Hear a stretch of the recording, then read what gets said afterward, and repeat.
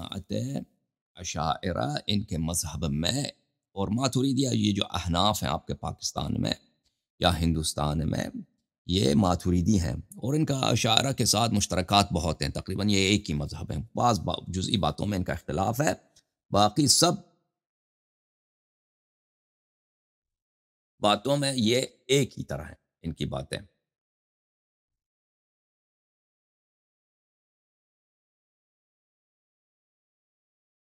سمجھ میں آئی بات آپ کو؟ تو اس لحاظ سے اگر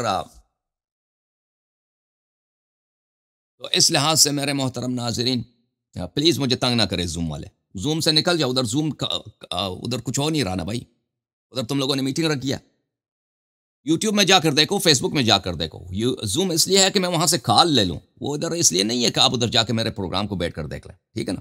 آواز نہیں آ رہی تو بہترین چیز، نہیں آ رہی آواز، یوٹیوب میں تو آواز آ رہی ہے، ادھر جا کے دیکھ لو۔ ہاں کیا عرض ہے میرے محترم؟ عرض دیکھیں یہ میرے ہمیں ڈسٹرب کر رہے ہوتے ہیں نا پیچھے سے۔ ہاں یہ اہم باتیں ہیں، یہ باتیں آپ کو کوئی شخص نہیں بتاتا، اور کوئی نہ کوئی شخص کسی میں اہلیت ہے کہ یہ باتیں آپ کو بتائیں۔ آپ کے مولوی حضرات، آپ کے مراجع، ان کو یہ باتیں نہیں آتی جو میں آپ کو بتاتا ہوں، اور مجھے افسوس ہوتا ہے کہ یہ اتنی قیمتی باتیں میں آپ کی خدمت میں عرض کرتا ہوں، ان کا قدر کرنے والے نہیں ہوتے لوگ۔ تو سن لیجئے میرے محترم ناظرین، یہ اشاعرہ اور ماتوریدیہ انہوں نے کوشش کی ہے کہ عقل اور نقل کے درمیان یہ مصالحت کریں۔ جماعت عمریہ کے ہاں جو روایات ہیں، احادیث ہیں، ان کو عقائد میں نہ ٹھکرائیں بلکہ ان کو قبول کریں اور عقل اور نقل کے درمیان ایک طرح سے آشتی اور مصالحت قرار دیں، تاکہ یہ اہل سنت کہلائیں، تاکہ ان کو محدثین ان کی تکفیر نہ کریں۔ اور یہ بری طرح فیل ہو چکے ہیں اس معاملے میں، کیونکہ ان کے مذہب، ان کے جو احادیث ہیں، روایات ہیں، ان کے جو نقل ہیں اللہ تعالیٰ کے متعلق، قیامت کے متعلق اور جبر و اختیار کے متعلق، یہ باتیں ان کی عقل کے ساتھ قابل توجیہ نہیں ہے، تو لذا ان کا فیل ہونا یہ تو ضروری اور لازمی بات ہے۔ تو اصل کام تو معتزلہ نے کیا تھا کہ انہوں نے نقل کو چھوڑا ہی تھا، کہ مانتے ہی نہیں، سرے ہی سے انکار کیا تھا، یا جہمیہ نے سرے ہی سے انکار کیا تھا۔ لیکن اگر آپ ان کے نقل کو مانیں گے تو ان کی نقل میں ایسی باتیں ہیں جو وہ عقل سے بنتی ہی نہیں ہیں۔ بہرحال، اور انہوں نے ان کے مذہب میں بہت عجیب و غریب باتیں ہیں جو عام لوگوں کو نہیں پتہ، اکثر علماء کو بھی نہیں پتہ، ان کے مذہب کے علماء کے اغلبیت کو نہیں پتہ اپنے مذہب کے عقائد، اور ہم ان کو جب بتائیں گے تو ان کو شاید دھچکا لگے گا، ان کو شاک ہو جائے گا، اور جو بھی ہم دکھائیں گے ہم صحیح دکھائیں گے، ہم آپ کو غلط نہیں دکھائیں گے۔ تو بات شروع کرتے ہیں اللہ تعالیٰ کی رؤیت سے۔ میرے محترم ناظرین، رؤیت کے متعلق میں عرض کروں کہ مذہب حقہ میں، مذہب اہل بیت طاہرین علیہم الصلاۃ والسلام میں، پلیز بند کریں، آپ زوم کو بند کریں پلیز میرے بھائی، please everybody get out of Zoom, Zoom کو بند کریں، ٹھیک ہے نا؟ یہاں پہ آپ لوگوں نے اپنی میٹنگ رکھی ہوئی ہے، یہ کوئی شرم کی بات؟ میں ادھر تقریر کر رہا ہوں۔ اوکے ایک منٹ، میں ان کا علاج کر لیتا ہوں، زوم کا علاج میں کرتا ہوں ان کے لیے، تاکہ ان کا روم ہی بند کر دوں۔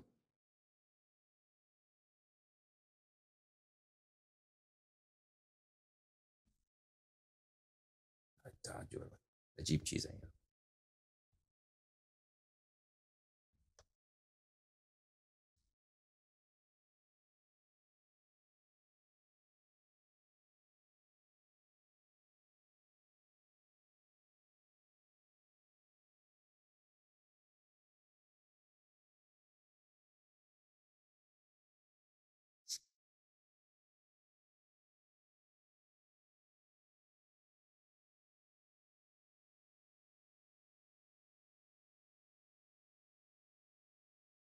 اوکے میرے محترم،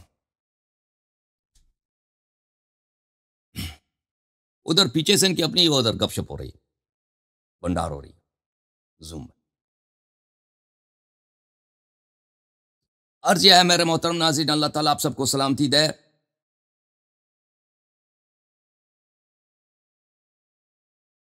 کہ دیکھیں کتنی بری بات ہے، مجھے ذہنی طور پہ یہ پھر نکال دیتے ہیں گفتگو سے۔ رؤیت کے متعلق مذہب حق میں رؤیت اللہ تعالیٰ یہ ناممکن ہے، یہ ہو نہیں سکتی، نہ دنیا میں نہ آخرت میں. اور اللہ تعالیٰ نہ صرف کی رؤیت ہو سکتی ہے، وہ وہم میں بھی نہیں آ سکتا، اس کا تخیل امیجنیشن بھی نہیں کیا جا سکتا. یہ بہت اہم بات ہے کہ آپ سمجھ لیں اس بات کو. یہ کتاب ہے محاسن لشیخنا احمد ابن محمد ابن خالد برقی، چاپ قوم مقدسہ. یہاں پر ملاحظہ کریں، سئل امیر المؤمنین علیہ السلام بما عرفت ربک، امیر المؤمنین علیہ السلام سے کسی نے پوچھا کہ کیسے آپ اپنے رب کو جانتے ہیں؟ قال بما عرفنی نفسہ، فرمایا کہ جیسے اللہ نے خود اپنی تعارف کرایا، مجھے خود اس نے اپنا پہچانوایا. قال وکیف عرفک نفسہ، اس نے پوچھا کہ اللہ تعالیٰ نے آپ کو کیسا اپنا پہچان کرایا ہے؟ فقال لا تشبہہ صورہ، فرمایا کہ اللہ تعالیٰ کسی صورت کی شبیہ نہیں ہے. ولا یحس بالحواس، اور اللہ تعالیٰ کسی بھی حس سے اس محسوس نہیں ہوتا. یعنی کوئی بھی حس، ہمارے 5 حواس ہیں ظاہری، سونگنے کا ہے، دیکھنے کا ہے، سننے کا ہے، ٹچ کرنے کا ہے، اور ایک چکھنے کا ہے، ٹھیک ہے نا. یہ حواس خمسہ جو ہے، اس میں سے کسی بھی سے بھی اللہ تعالیٰ کو آپ احساس نہیں کر سکتے. تو نہ اللہ تعالیٰ ان چیزوں سے مبرہ ہے. ولا یقاس بالقیاس، اور اللہ تعالیٰ کی کوئی شبیہ نہیں ہے. قریب فی بعدہ، وہ دور ہو کر قریب ہے. بعید فی قربہ، اور قریب ہو کر دور ہے. فوق کل شیء ولا یقال شیء تحتہ، ہر چیز کے اوپر ہے، ہر چیز سے بالاتر ہے، لیکن کبھی نہیں کہہ سکتے کہ کوئی چیز اس کے نیچے ہے. وتحت كل شيء ولا يقال شيء فوق، وہ ہر چیز کے نیچے ہے لیکن کبھی نہیں کہہ سکتے کہ کوئی چیز اس کے اوپر ہے، کیونکہ جسم ہی نہیں ہے، جسمانی ہی نہیں ہے، مکان ہی نہیں ہے. امام كل شيء ولا يقال له امام، وہ ہر چیز کے سامنے ہے لیکن کبھی نہیں کہہ سکتے اس کے سامنے کوئی چیز ہے. داخل في الاشیاء لا كشيء في شيء داخل، ہر چیز میں وہ موجود ہے لیکن اس طرح نہیں کہ کوئی چیز کسی چیز میں داخل ہوا ہو. وخارج من الاشیاء لا كشيء من شيء خارج، وہ ہر چیز سے باہر ہے لیکن اس طرح نہیں کہ مثلا میرے ہاتھ میں یہ پین ہے، میں نے اس پین کو نکال دیا، اس طرح باہر نہیں ہے وہ. اور اس طرح کہ اب میرے ہاتھ میں یہ پین، اس طرح داخل بھی نہیں، داخل ہے لیکن اس طرح داخل نہیں جیسے کوئی جسمانی چیز کسی میں داخل ہوتا ہے. خارج بھی اسی طرح. فسبحان من هو هكذا ولا هكذا غیره، منزہ ہے میرا رب، لا شریک ہے میرا رب، بے مثال ہے میرا رب، ہر عیب سے مبرہ ہے میرا رب، جو اس طرح ہے اور اس طرح کوئی اور نہیں ہے، یہ صفات کا حامل کوئی اور نہیں ہے. ملاحظہ کریں کتاب کافی شریف میں باب ہے، بہت سارے ابواب ہیں. اللہ تعالیٰ کا مکان نہیں ہے، اللہ تعالیٰ کا صورت نہیں ہے، اللہ تعالیٰ کا ہیئت نہیں ہے، اللہ تعالیٰ دیکھنے کے قابل نہیں ہے، دیکھنا ناممکن ہے. کتاب کافی شریف جزء نمبر 1 جزء اول، ملاحظہ کریں یہاں پر باب فی ابطال الرؤیا، باب فی ابطال الرؤیا. یعقوب ابن اسحاق روایت کرتا ہے کتبت الی ابی محمد علیہ السلام، میں نے حضرت امام عسکری علیہ السلام کو خط لکھا. کیف یعبد العبد ربہ وهو لا یراہ، انسان اپنے رب کی کیسے عبادت کرے، وہ اس کو نہیں دیکھ سکتا. رب کی ہم کیسے عبادت کریں کہ جیسے یہ حضرت امام عسکری علیہ السلام کی خدمت میں خط ہے. قال یا ابا یوسف جل سیدی و مولاي والمنعم علی وعلى آبائی ان یرا، میرا سید، میرا مولا، میرا منعم جو مجھ پر احسان کرنے والا ہے، میرے آبا پر احسان کرنے والا ہے، وہ کبھی دیکھا نہیں جا سکتا. جل ان یرا، وہ اس سے بالاتر ہے کہ وہ کبھی دیکھا جائے. میں نے پھر سوال کیا رسول اللہ صلی اللہ علیہ وآلہ وسلم نے اپنے رب کو دیکھا ہے؟ فوقع، امام علیہ السلام نے خط لکھا، ان اللہ تبارک و تعالی ارى رسولہ بقلبہ صلی اللہ علیہ وآلہ من نور عظمتہ ما احب، اللہ تعالیٰ نے رسول صلی اللہ علیہ وآلہ وسلم کو اپنے نور عظمت سے اس کے دل کو دکھایا. نور خود نہیں، اپنے آیات میں وہ آیات عظمت ان کے دل کو دکھایا، ٹھیک ہے نا. آنکھ سے اللہ تعالیٰ دیکھا نہیں جا سکتا، اللہ تعالیٰ کی عظمت دل میں اس کی آیات عظمت آ سکتی ہیں لیکن اللہ تعالیٰ کبھی خود دل میں نہیں آ سکتا. سمجھ میں آیا بات میرے محترم ناظرین؟ اللہ تعالیٰ آپ سب کو سلامتی دے. اچھا، اس کے علاوہ احادیث ہمارے پاس بہت زیادہ ہے لیکن میں شیعہ مذہب پہ فوکس نہیں کرنا چاہتا کیونکہ یہ میرا موضوع نہیں ہے. اچھا، دوسری جانب جماعت عمریہ کا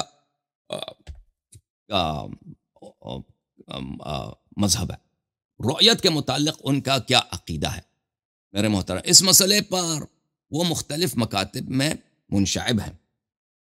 ایک مکتب ہے معتزلہ کا کہ وہ ان کا عقیدہ شیعوں جیسا ہے کہ اللہ تعالیٰ دیکھا ہی نہیں جا سکتا، نہ دنیا میں نہ آخرت میں. آنکھ سے دیکھنا وہ ہو ہی نہیں سکتا. دوسرا عقیدہ یہ ہے کہ وہ دنیا میں نہیں دیکھا جا سکتا، آخرت میں دیکھا جا سکتا ہے. ٹھیک ہے نا، دنیا میں نہیں دیکھا جا سکتا، آخرت میں دیکھا جا سکتا ہے. اور آخرت میں اس کو سب لوگ دیکھیں گے، کافر منافق بھی دیکھیں گے، لیکن مومنین خاص طریقے سے دیکھیں گے. اور تیسرا عقیدہ جو ہے اشاعرہ کا ہے. وہ کہتے ہیں کہ دنیا میں نہیں دیکھا جا سکتا، آخرت میں دیکھا جا سکتا ہے، لیکن دیکھنے کا وہ تعریف ہی بدل دیتے ہیں. اشاعرہ نے، کیونکہ ان کو پتہ چل گیا ہے کہ دیکھیں جو چیز آنکھ سے دیکھا جاتا ہے اس کا سامنے ہونا ضروری ہے. اس کو ایک مکان پہ ہوگا تو دیکھیں گے نا، کسی حیز میں ہوگا، کسی مکان میں، کسی جہت میں ہوگا تو دیکھیں گے. اور جو چیز سامنے ہوگا دیکھا جائے گا وہ جسم ہوگا یا جسمانی ہوگا یا جسم ہوگا، یعنی کوئی باڈی ہوگا یا باڈی کے کوئی صفات ہے. مثلا باڈی کا کوئی کلر ہے، جسم کا کوئی کلر ہے، کوئی اس کا کوئی سائز ہے. تو اللہ تعالیٰ تو نہ جسم ہے نہ جسمانی ہے، کیونکہ اشاعرہ کو یہ پتہ چل گیا. کیونکہ یہ تو واضح ہے، جیسے عقل کے لیے یہ واضح ہے کہ 2 اور 2 4. ٹھیک ہے نا، 2 + 2 = 4. اسی طرح عقل کے لیے واضح ہے کہ ایک چیز اگر جسم اور جسمانی ہے تو وہ رب نہیں ہو سکتا، خالق نہیں ہو سکتا. کیونکہ جسم دوسری جسم کو لاشے سے خلق نہیں کر سکتا. سن رہے نا، جسم دوسرے جسم کو لاشے سے خلق نہیں کر سکتا. جسم دوسرے جسم کو کیا کرتا ہے؟ جسم دوسرے جسم کو آپ چینج کر سکتے ہیں. میں یہ کاغذ یہاں پڑی ہے، میں اس کو ادھر رکھ لیتا ہوں، یہ کر سکتے ہیں بھائی، یا اس کا شکل بدل دوں، لیکن میں اس کو لاشے سے جب ہے ہی نہیں خلق نہیں کر سکتا. اور جو چیز جسم ہے اس کا آغاز ہے. جسم کا کوئی بھی جسمانی چیز ہو وہ انفینٹ نہیں ہو سکتا، قدیم نہیں ہو سکتا، وہ حادث ہے، اس کا آغاز ہے. تو یہ عقل کے لیے 2 + 2 کی طرح واضح ہے. جو شخص اس مسئلے کو جاننا چاہتے ہیں وہ میرا مناظرہ دیکھ لیں. کس کے ساتھ؟ اویس اقبال صاحب کے ساتھ، یا میرے جو ابحاث توحید پر، اس کو دیکھ لیں کہ جو بھی چیز جسم ہے وہ جو نظر آتا ہے وہ اللہ نہیں ہو سکتا. یہ تو بہت واضح ہے. لذا اشاعرہ کو یہ پتہ ہے، کیونکہ اشاعرہ کا جو امام تھا ابو الحسن اشعری، وہ پہلے معتزلی تھا. ان لوگوں نے شیعوں سے لیے اپنا توحید. وہ جانتے ہیں کہ اس بات کو کہ جو چیز جسمانی ہے وہ کیا نہیں ہو سکتا، وہ اللہ نہیں ہو سکتا. تو وہ بشدت انکار کرتے ہیں اشاعرہ کا، اللہ جسم نہیں ہے، اللہ جسمانی نہیں ہے. تو اللہ کو اس طرح آنکھ سے دیکھنا کہ وہ سامنے ہے، یہ ناممکن ہے. یہ تو ناممکن ہے. تو پھر وہ کہتے ہیں پھر احادیث کا کیا کریں کہ رؤیت نظر آئے گا. ہاں کہیں گے کہ وہ کہتے ہیں کہ رؤیت یہ ہے کہ بھئی یہ دیکھنا جو ہے آنکھ کا کام ہی نہیں ہے. دیکھنا یہ آنکھ کا کام ہے ہی نہیں. اچھا، دیکھنا آنکھ کا کام نہیں ہے؟ ہاں بالکل، آنکھ کا کام نہیں ہے. آنکھ نہیں دیکھتی. کیا دیکھتی؟ کیا پھر کون دیکھتا ہے؟ کہتا ہے اللہ تعالیٰ دیکھتا ہے. اللہ تعالیٰ آپ کو رؤیت کراتا ہے. یعنی جو چیز آپ دیکھتا نا، یہ آپ کی آنکھیں نہیں دیکھ رہی ہیں. یہ اللہ تعالیٰ، یہ آپ کا کھلا ہو یا آپ، یہ کوئی نہیں ہے، کچھ بھی نہیں ہوتا اس سے. اللہ تعالیٰ آپ میں رؤیت خلق کرتا ہے. اللہ تعالیٰ آپ میں دیکھنا، مشاہدہ خلق کرتا ہے. یہ اللہ کا فعل ہے، یہ آپ کا فعل نہیں ہے. اور پھر اسی کو ان لوگوں نے تمام چیزوں میں توسیع دی ہے. کہ مثلا اگر آپ بولتے ہیں، یہ آپ نہیں بول رہے، ابھی میں بول رہا ہوں، میں نہیں بول رہا. اللہ تعالیٰ میں جو میرا جو حرکات ہیں، یہ میرے حرکات نہیں ہے. ٹھیک ہے نا، یہ الفاظ جو نکل رہے ہیں یہ سب اللہ تعالیٰ مجھ میں خلق کر رہا ہے. اور اسی طرح تمام چیزوں میں، مثلا آپ چائے بنانا چاہتے ہیں، کہتے ہیں وہ برنر جلا دو، گیس کی جو برنر ہے نا اس کو جلا دو. اس کے اوپر آپ پانی رکھتے ہیں، دودھ رکھتے ہیں تاکہ وہ ابل جائے. وہ آگ نہیں جلاتا، اللہ تعالیٰ اس دودھ کو گرم کر لیتا ہے. ہاں، پھر آگ لگانے کی کیا ضرورت؟ کہتے ہیں اللہ کی عادت ہو گئی ہے. اللہ تعالیٰ کو عادت ہو گئی ہے. یہ اللہ تعالیٰ کی عادت ہے، اس کو عادت ہو گئی ہے کہ جب تک آپ ادھر آگ ساتھ نہیں ہوگا تو دودھ جو آیا کیا نہیں ہوگا، دودھ گرم نہیں ہوگا، چائے گرم نہیں ہوگا. ہاں، تو آگ رکھیں گے تو اللہ تعالیٰ کی عادت کی وجہ سے پھر اللہ تعالیٰ اپنی عادت کے مطابق دودھ کو کیا کرے گا، گرم کرے گا. اچھا، آپ شاید کہیں گے کہ میں غلط کہہ رہا ہوں. تو اب وہ اس کی طرف آئیں گے، وہ باتیں آپ کو بتا دیں گے. تو وہ پھر وہ تمام اسباب کا انکار کر رہے ہیں اشاعرہ، تاکہ رؤیت کو بنا دیں کیونکہ وہ مشکل کیا ہے ان کا؟ مشکل یہ ہے کہ اگر آنکھ سامنے دیکھ رہی ہے نا تو سامنے والا تو وہ جسم ہے، جسم تو اللہ نہیں ہو سکتا، ٹھیک ہے نا؟ تو پھر رویت کو تو ہم نے ثابت کر دینا، کیونکہ یہ حدیث میں بہت زیادہ آئی ہے. رویت کہیں، رویت کا انکار کریں گے تو محدثین ہمیں تکفیر کر دیں گے. تو پھر کیا کریں گے بھائی رویت کے لیے؟ رویت کہیں گے کہ ہم تو دیکھتے ہی نہیں جی، یہ آنکھ دیکھتی ہی نہیں ہے، اللہ تعالیٰ کا کام ہے. اللہ تعالیٰ آنکھ کے بغیر بھی رویت خلق کر سکتا ہے. آپ وہ سامنے کچھ ہے ہی نہیں، وہ اللہ نظر آ رہا ہے. قیامت کے دن سامنے وہ کچھ نہیں ہوگا، لیکن اللہ آپ کو نظر آ رہا ہوگا. تو اس طرح بغیر تحیز کے، بغیر جسمانیت کے، بغیر جہت کے وہ سامنے نظر آ رہا ہوگا، کیونکہ وہ اللہ آپ کے ذہن میں خلق کر رہا ہے. اچھا، لیکن یہ صرف رویت کے لیے نہیں ہے، پھر یہ ہر چیز میں اسی طرح، دنیا کے ہر چیز میں. دنیا میں کوئی فاعل ہے ہی نہیں، کوئی فاعل نہیں سوائے اللہ کے، ٹھیک ہے نا؟ آگ نہیں جلا رہا ہوتا بھائی. پانی آپ پیتے ہیں نا، پانی کی وجہ سے آپ سیراب نہیں ہوتے.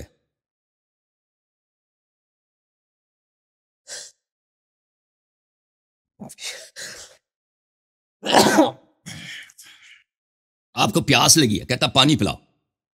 پانی پیتے ہیں تو آپ سیراب ہونے کا احساس کرتے ہیں کہ اب پیاس بجھ گئی ہے.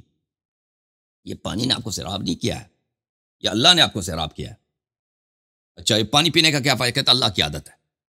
اللہ تعالیٰ کی کیا ہے؟ اس کو عادت ہو گئی کہ جو پانی پیے گا میں اس کو سیراب کروں گا، جو نہیں کہوں گا میں سیراب نہیں کروں گا. لیکن کر سکتا ہے پانی پلائے بغیر بھی، اگر وہ چاہے عادت کے خلاف اپنے بھی کام کرے کر سکتا ہے، لیکن کرتا نہیں ہے، اس کی عادت نہیں ہے.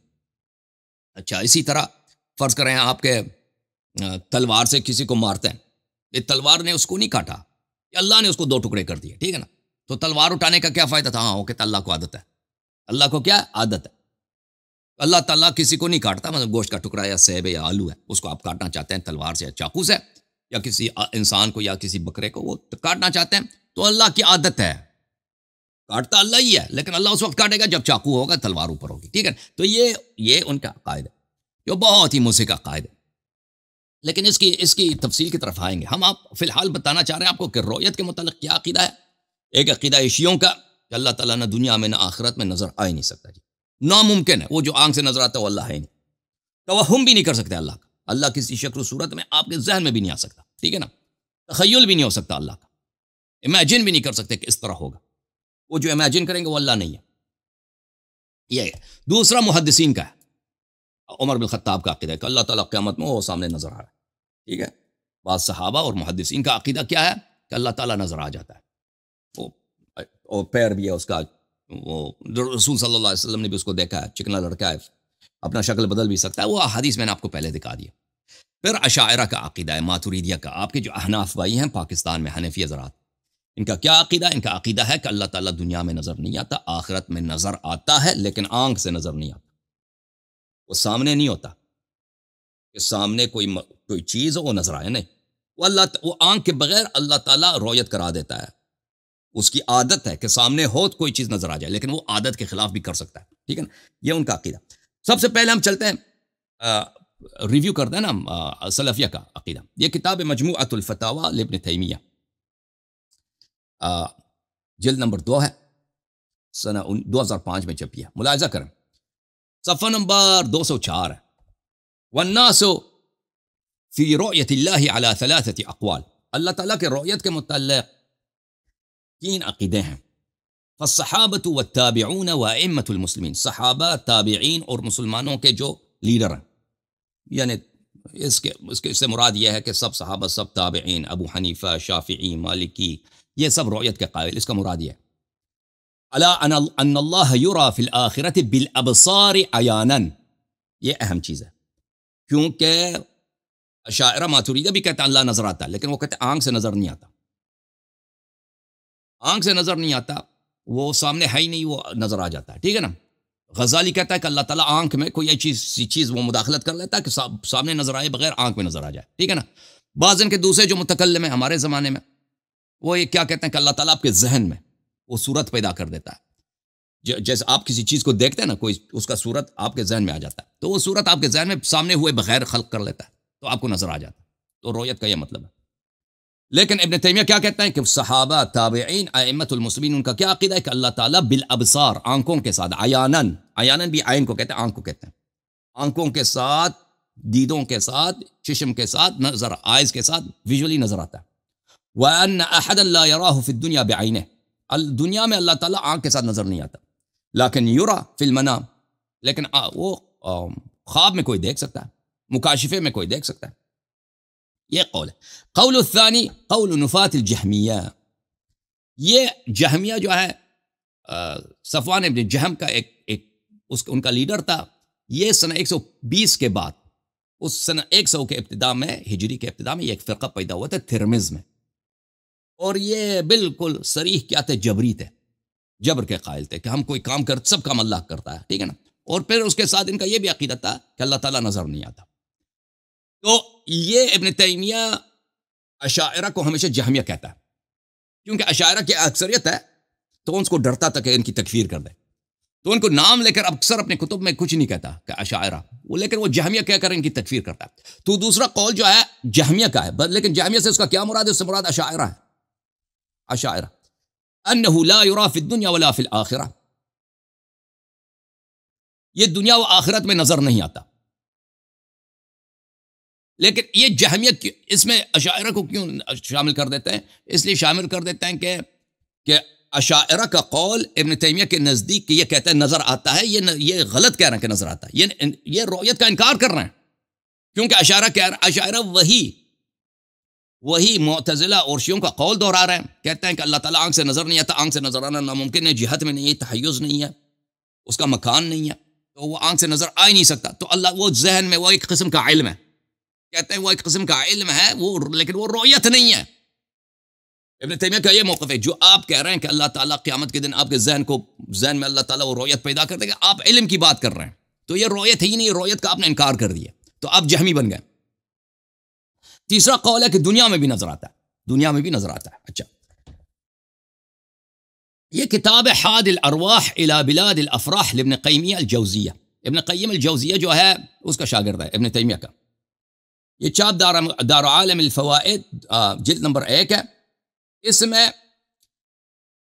عرض یہ ہے کہ رؤیت بالعین، رؤیت سے اہل حدیث جب کہتے ہیں نا، سلفی جب کہتے ہیں کہ اللہ تعالیٰ نظر آتا ہے، تو وہ آنکھ سے دیکھنے کی بات کر رہے ہوتے ہیں.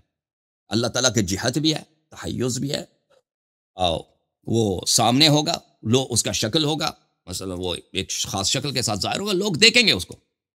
اچھا، کیا کافر بھی دیکھیں گے قیامت میں یا نہیں؟ ابن تیمیہ اپنی بعض کتابوں میں کہتے ہیں کافر بھی دیکھیں گے، ٹھیک ہے نا. اللہ تعالیٰ کے پہلی دفعہ ظاہر ہوگا کافر بھی دیکھیں گے، دوسری دفعہ جب ظاہر ہوگا منافق اور مسلمان دیکھیں گے. پھر منافق سجدہ نہیں کر سکیں گے، وہ جو بخاری میں یہاں پر. اچھا، قال الذين يظنون انهم ملاقو الله تحيتهم يوم يلقونه سلام. ان آیات کو جو لقاء کے متعلق ہے نقل کرتا ہے، اور وہ کہتا ہے اجمع اہل اللسان ان اللقاء متى نسب الى الحي السليم من العمى والمانع اقتضى المعاینہ والرؤیہ. کہتا ہے یہ تو لغت کے متعلق سب کا اجماع. لقاء کا مطلب کیا ہے؟ کہ اگر کوئی شخص کہتا ہے لقاء ملاقات ہوگی، اللہ کی لقاء اللہ. اگر انسان اندھا نہیں ہے، لقاء کا مطلب یہ ہے کہ آنکھوں سے دیکھنا، آنکھوں سے دیکھنا. فقد دلت الاحادیث الصحیحۃ الصریحہ، احادیث صحیح ہیں، صریح ہے، علی ان المنافقین یرونه تعالی فی عرصات القیامہ. احادیث صریح ہیں اور صحیح ہے کہ منافقین اللہ کو دیکھیں گے قیامت کے عرصات میں. بل والکفار ایضا کما فی الصحیحین، بلکہ کافر بھی دیکھیں گے، کما فی حدیث التجلی یوم القیامہ وسیمر بک عن قریب. پھر کہتا ہے میں اس حدیث کو نقل کروں گا. پھر صفحہ نمبر 710 میں کہتا ہے تحیتهم یوم یلقونه سلام اجمع اہل اللغة ان اللقاء هنا لا يكون الا معاینة ونظرا بالابصار. کہتے ہیں یہ تو اہل لغت سب جانتے ہیں کہ لقاء سے کیا مراد ہے، کہ آنکھ سے دیکھنا، آنکھ سے دیکھنا، اللہ تعالیٰ کو ہم آنکھ سے دیکھیں گے. اچھا، اور یہ فکر کافی بہت یعنی ابتدائی فکر ہے جماعت سلفیہ میں. ان کے اصول اعتقاد میں شامل ہے کہ اللہ تعالیٰ کی یہ صفات ہیں، اللہ تعالیٰ کے ہاتھ ہیں، اللہ تعالیٰ کی صورت ہے، اللہ تعالیٰ کے دانت ہیں، اللہ تعالیٰ ہنستا ہے، اللہ تعالیٰ کی زلف ہے، داڑھی نہیں ہے، ٹھیک ہے نا، وہ کرسی پہ بیٹھتا ہے، آسمان میں ہے، اور قیامت کے دن نظر آئے گا. یہ ان کے اصول اولیہ میں سے ہے، اور جو اس کو نہ مانے اس کو کافر کہتے ہیں.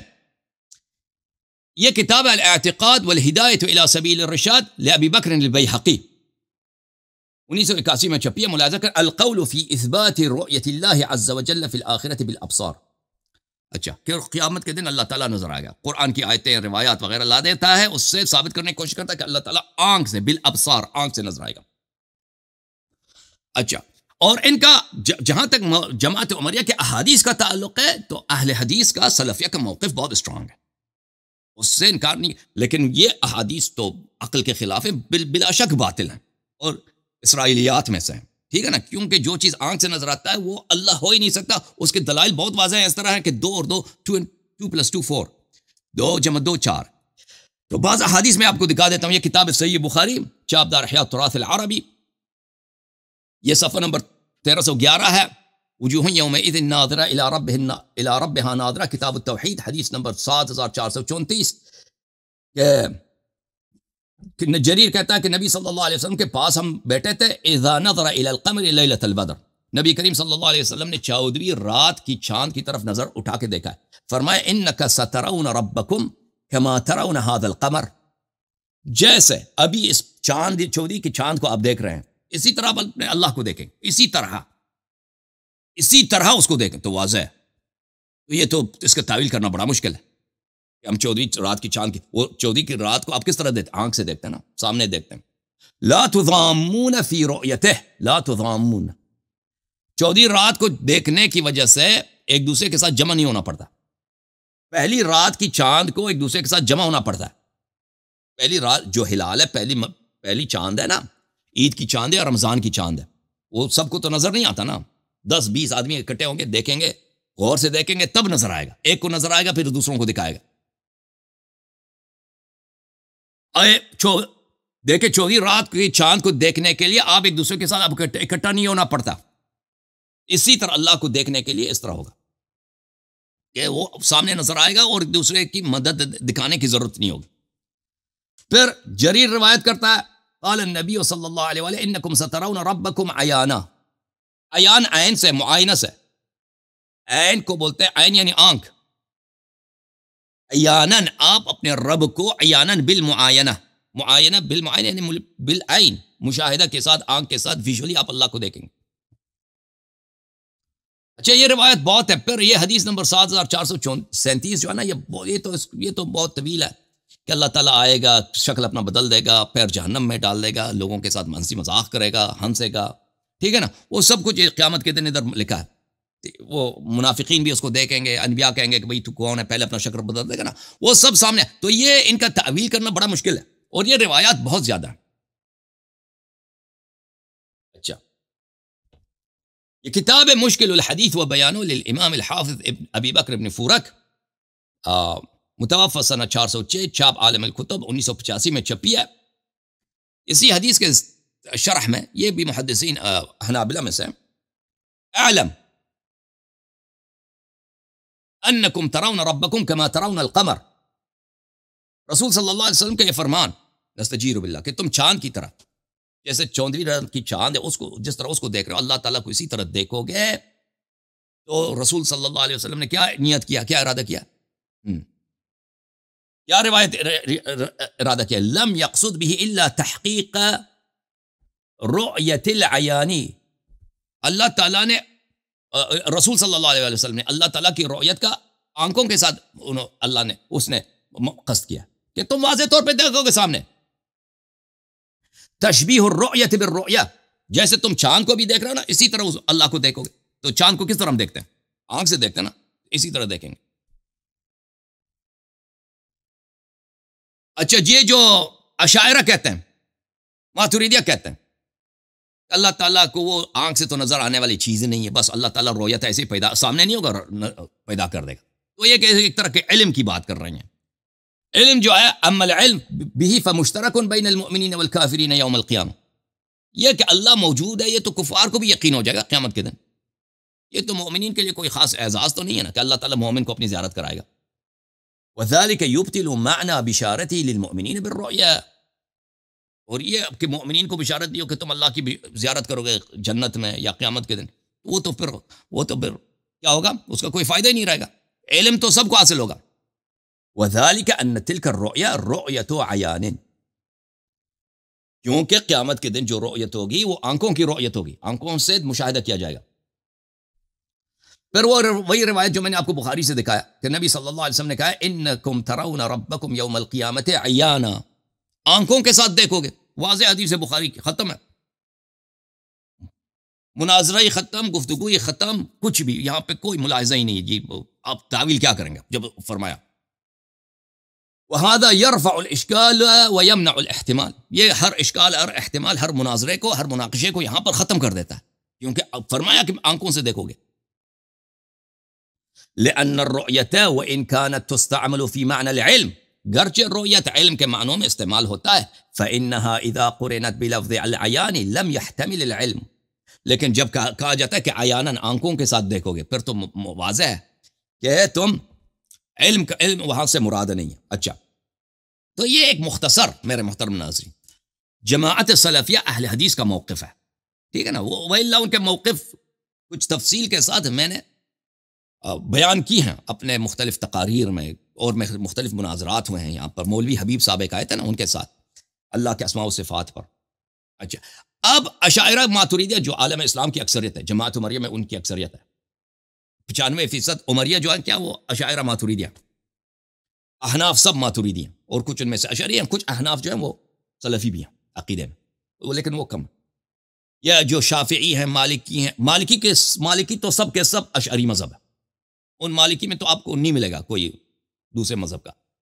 شافعیہ بھی ان کے اکثریت قاطع کیا ہے، اشعری مالکی ہے۔ حنابلہ میں بھی ان کے اکابر، ان کے افاضل کیا ہیں، وہ بھی اشعری ہیں۔ حنابلہ کے عوام، ان کے متوسط درجے کے علماء جو ہیں وہ سلفی ہیں۔ تو یہ تو جماعت عمریہ کی اکثریت کیا ہیں، اشعری ہیں اور ماتریدی ہیں۔ وہ رؤیت، آنکھوں کے ساتھ رؤیت کا منکر ہے، نہیں نظر آئے گا۔ اللہ تعالیٰ کا جب جسم ہی نہیں ہے، اللہ تعالیٰ جب کسی مکان میں نہیں ہے، کسی جہت میں نہیں ہے، تحیز ہی نہیں ہے، ٹھیک ہے نا، سامنے ہی نہیں ہے، تو وہ آنکھ سے وہ تو دیکھنا ہی محال ہے۔ پھر وہ کیا مزید اضافہ کرتے ہیں، تو آنکھ تو دیکھتی ہی نہیں ہے جی، اللہ تعالیٰ ایسے پیدا کرے گا بغیر سامنے ہوئے، وہ رؤیت پیدا کر دے گا۔ یہ جو رؤیت کے اس طرح کے منکر ہیں، اور بقیہ جو اسماء و صفات ہیں، صرف رؤیت کی بات نہیں یہاں پر، اور بھی اسماء و صفات ہیں۔ اللہ تعالیٰ مثلا عرش پہ بیٹھا ہے، الاستواء علی العرش، القعود علی العرش، نبی صلی اللہ علیہ وسلم کو ساتھ بٹھائے گا، ٹھیک ہے نا۔ اللہ تعالیٰ ہنستا ہے، اللہ تعالیٰ کے کئی ہاتھ ہیں، اللہ تعالیٰ کی کئی آنکھیں ہیں، اللہ تعالیٰ اوپر سے نیچے آتا ہے، ٹھیک ہے نا، 7ویں آسمان سے پہلی آسمان پہ آتا ہے، نزول، اور بہت سارے اسماء و صفات ہیں جو واضح طور پر تجسیم کے اسماء و صفات ہیں۔ اشاعرہ ان کو نہیں مانتے، اشاعرہ کہتے ہیں کہ نہیں، اللہ تعالیٰ کے جسم نہیں ہے، اللہ تعالیٰ، یہ سب ان کی تعویل کریں گے۔ تو ان کے متعلق رؤیت کا انکار اور اسماء و صفات کے انکار کے متعلق سلفیہ کا کیا موقف ہے؟ کہتے ہیں یہ کافر ہے، کہتے ہیں یہ کافر سے، بلکہ کافر سے بدتر ہے، مشرک سے بدتر ہے۔ یہ کتاب ہے متن القصیدۃ النونیہ لابن قیم الجوزیہ، ابن تیمیہ اپنے، البتہ ابھی میرا موضوع یہ نہیں ہے، یہ بہت اپنا وسیع موضوع ہے کہ دیکھیں کہ سلفیہ کا موقف اشاعرہ اور ماتریدیہ سے تکفیر کا ہے، اور بالعکس ماتریدیہ اور اشاعرہ سلفیہ کو کافر مانتے ہیں۔ یہ اس کو ظاہر نہیں کرتے عوام کے سامنے، لیکن ان کی کتب بڑی پڑھی ہیں۔ ابھی میرا موضوع نہیں ہے، وإلا میں چاہوں تو اس پہ کئی لیکچرز دے سکتا ہوں۔ یہ میں اختصار کے ساتھ آپ کی خدمت میں عرض کرتا ہوں تاکہ محل نزاع اور محل نقاش آپ کے لیے واضح ہو۔ یہ کتاب ہے متن القصیدۃ النونیہ للعلامہ ابن قیم الجوزیہ، چاپ مکتبۃ ابن تیمیہ بالقاہرہ سنہ 1415 میں، آج سے تقریباً 31 سال پہلے یہ کتاب چھپی ہے۔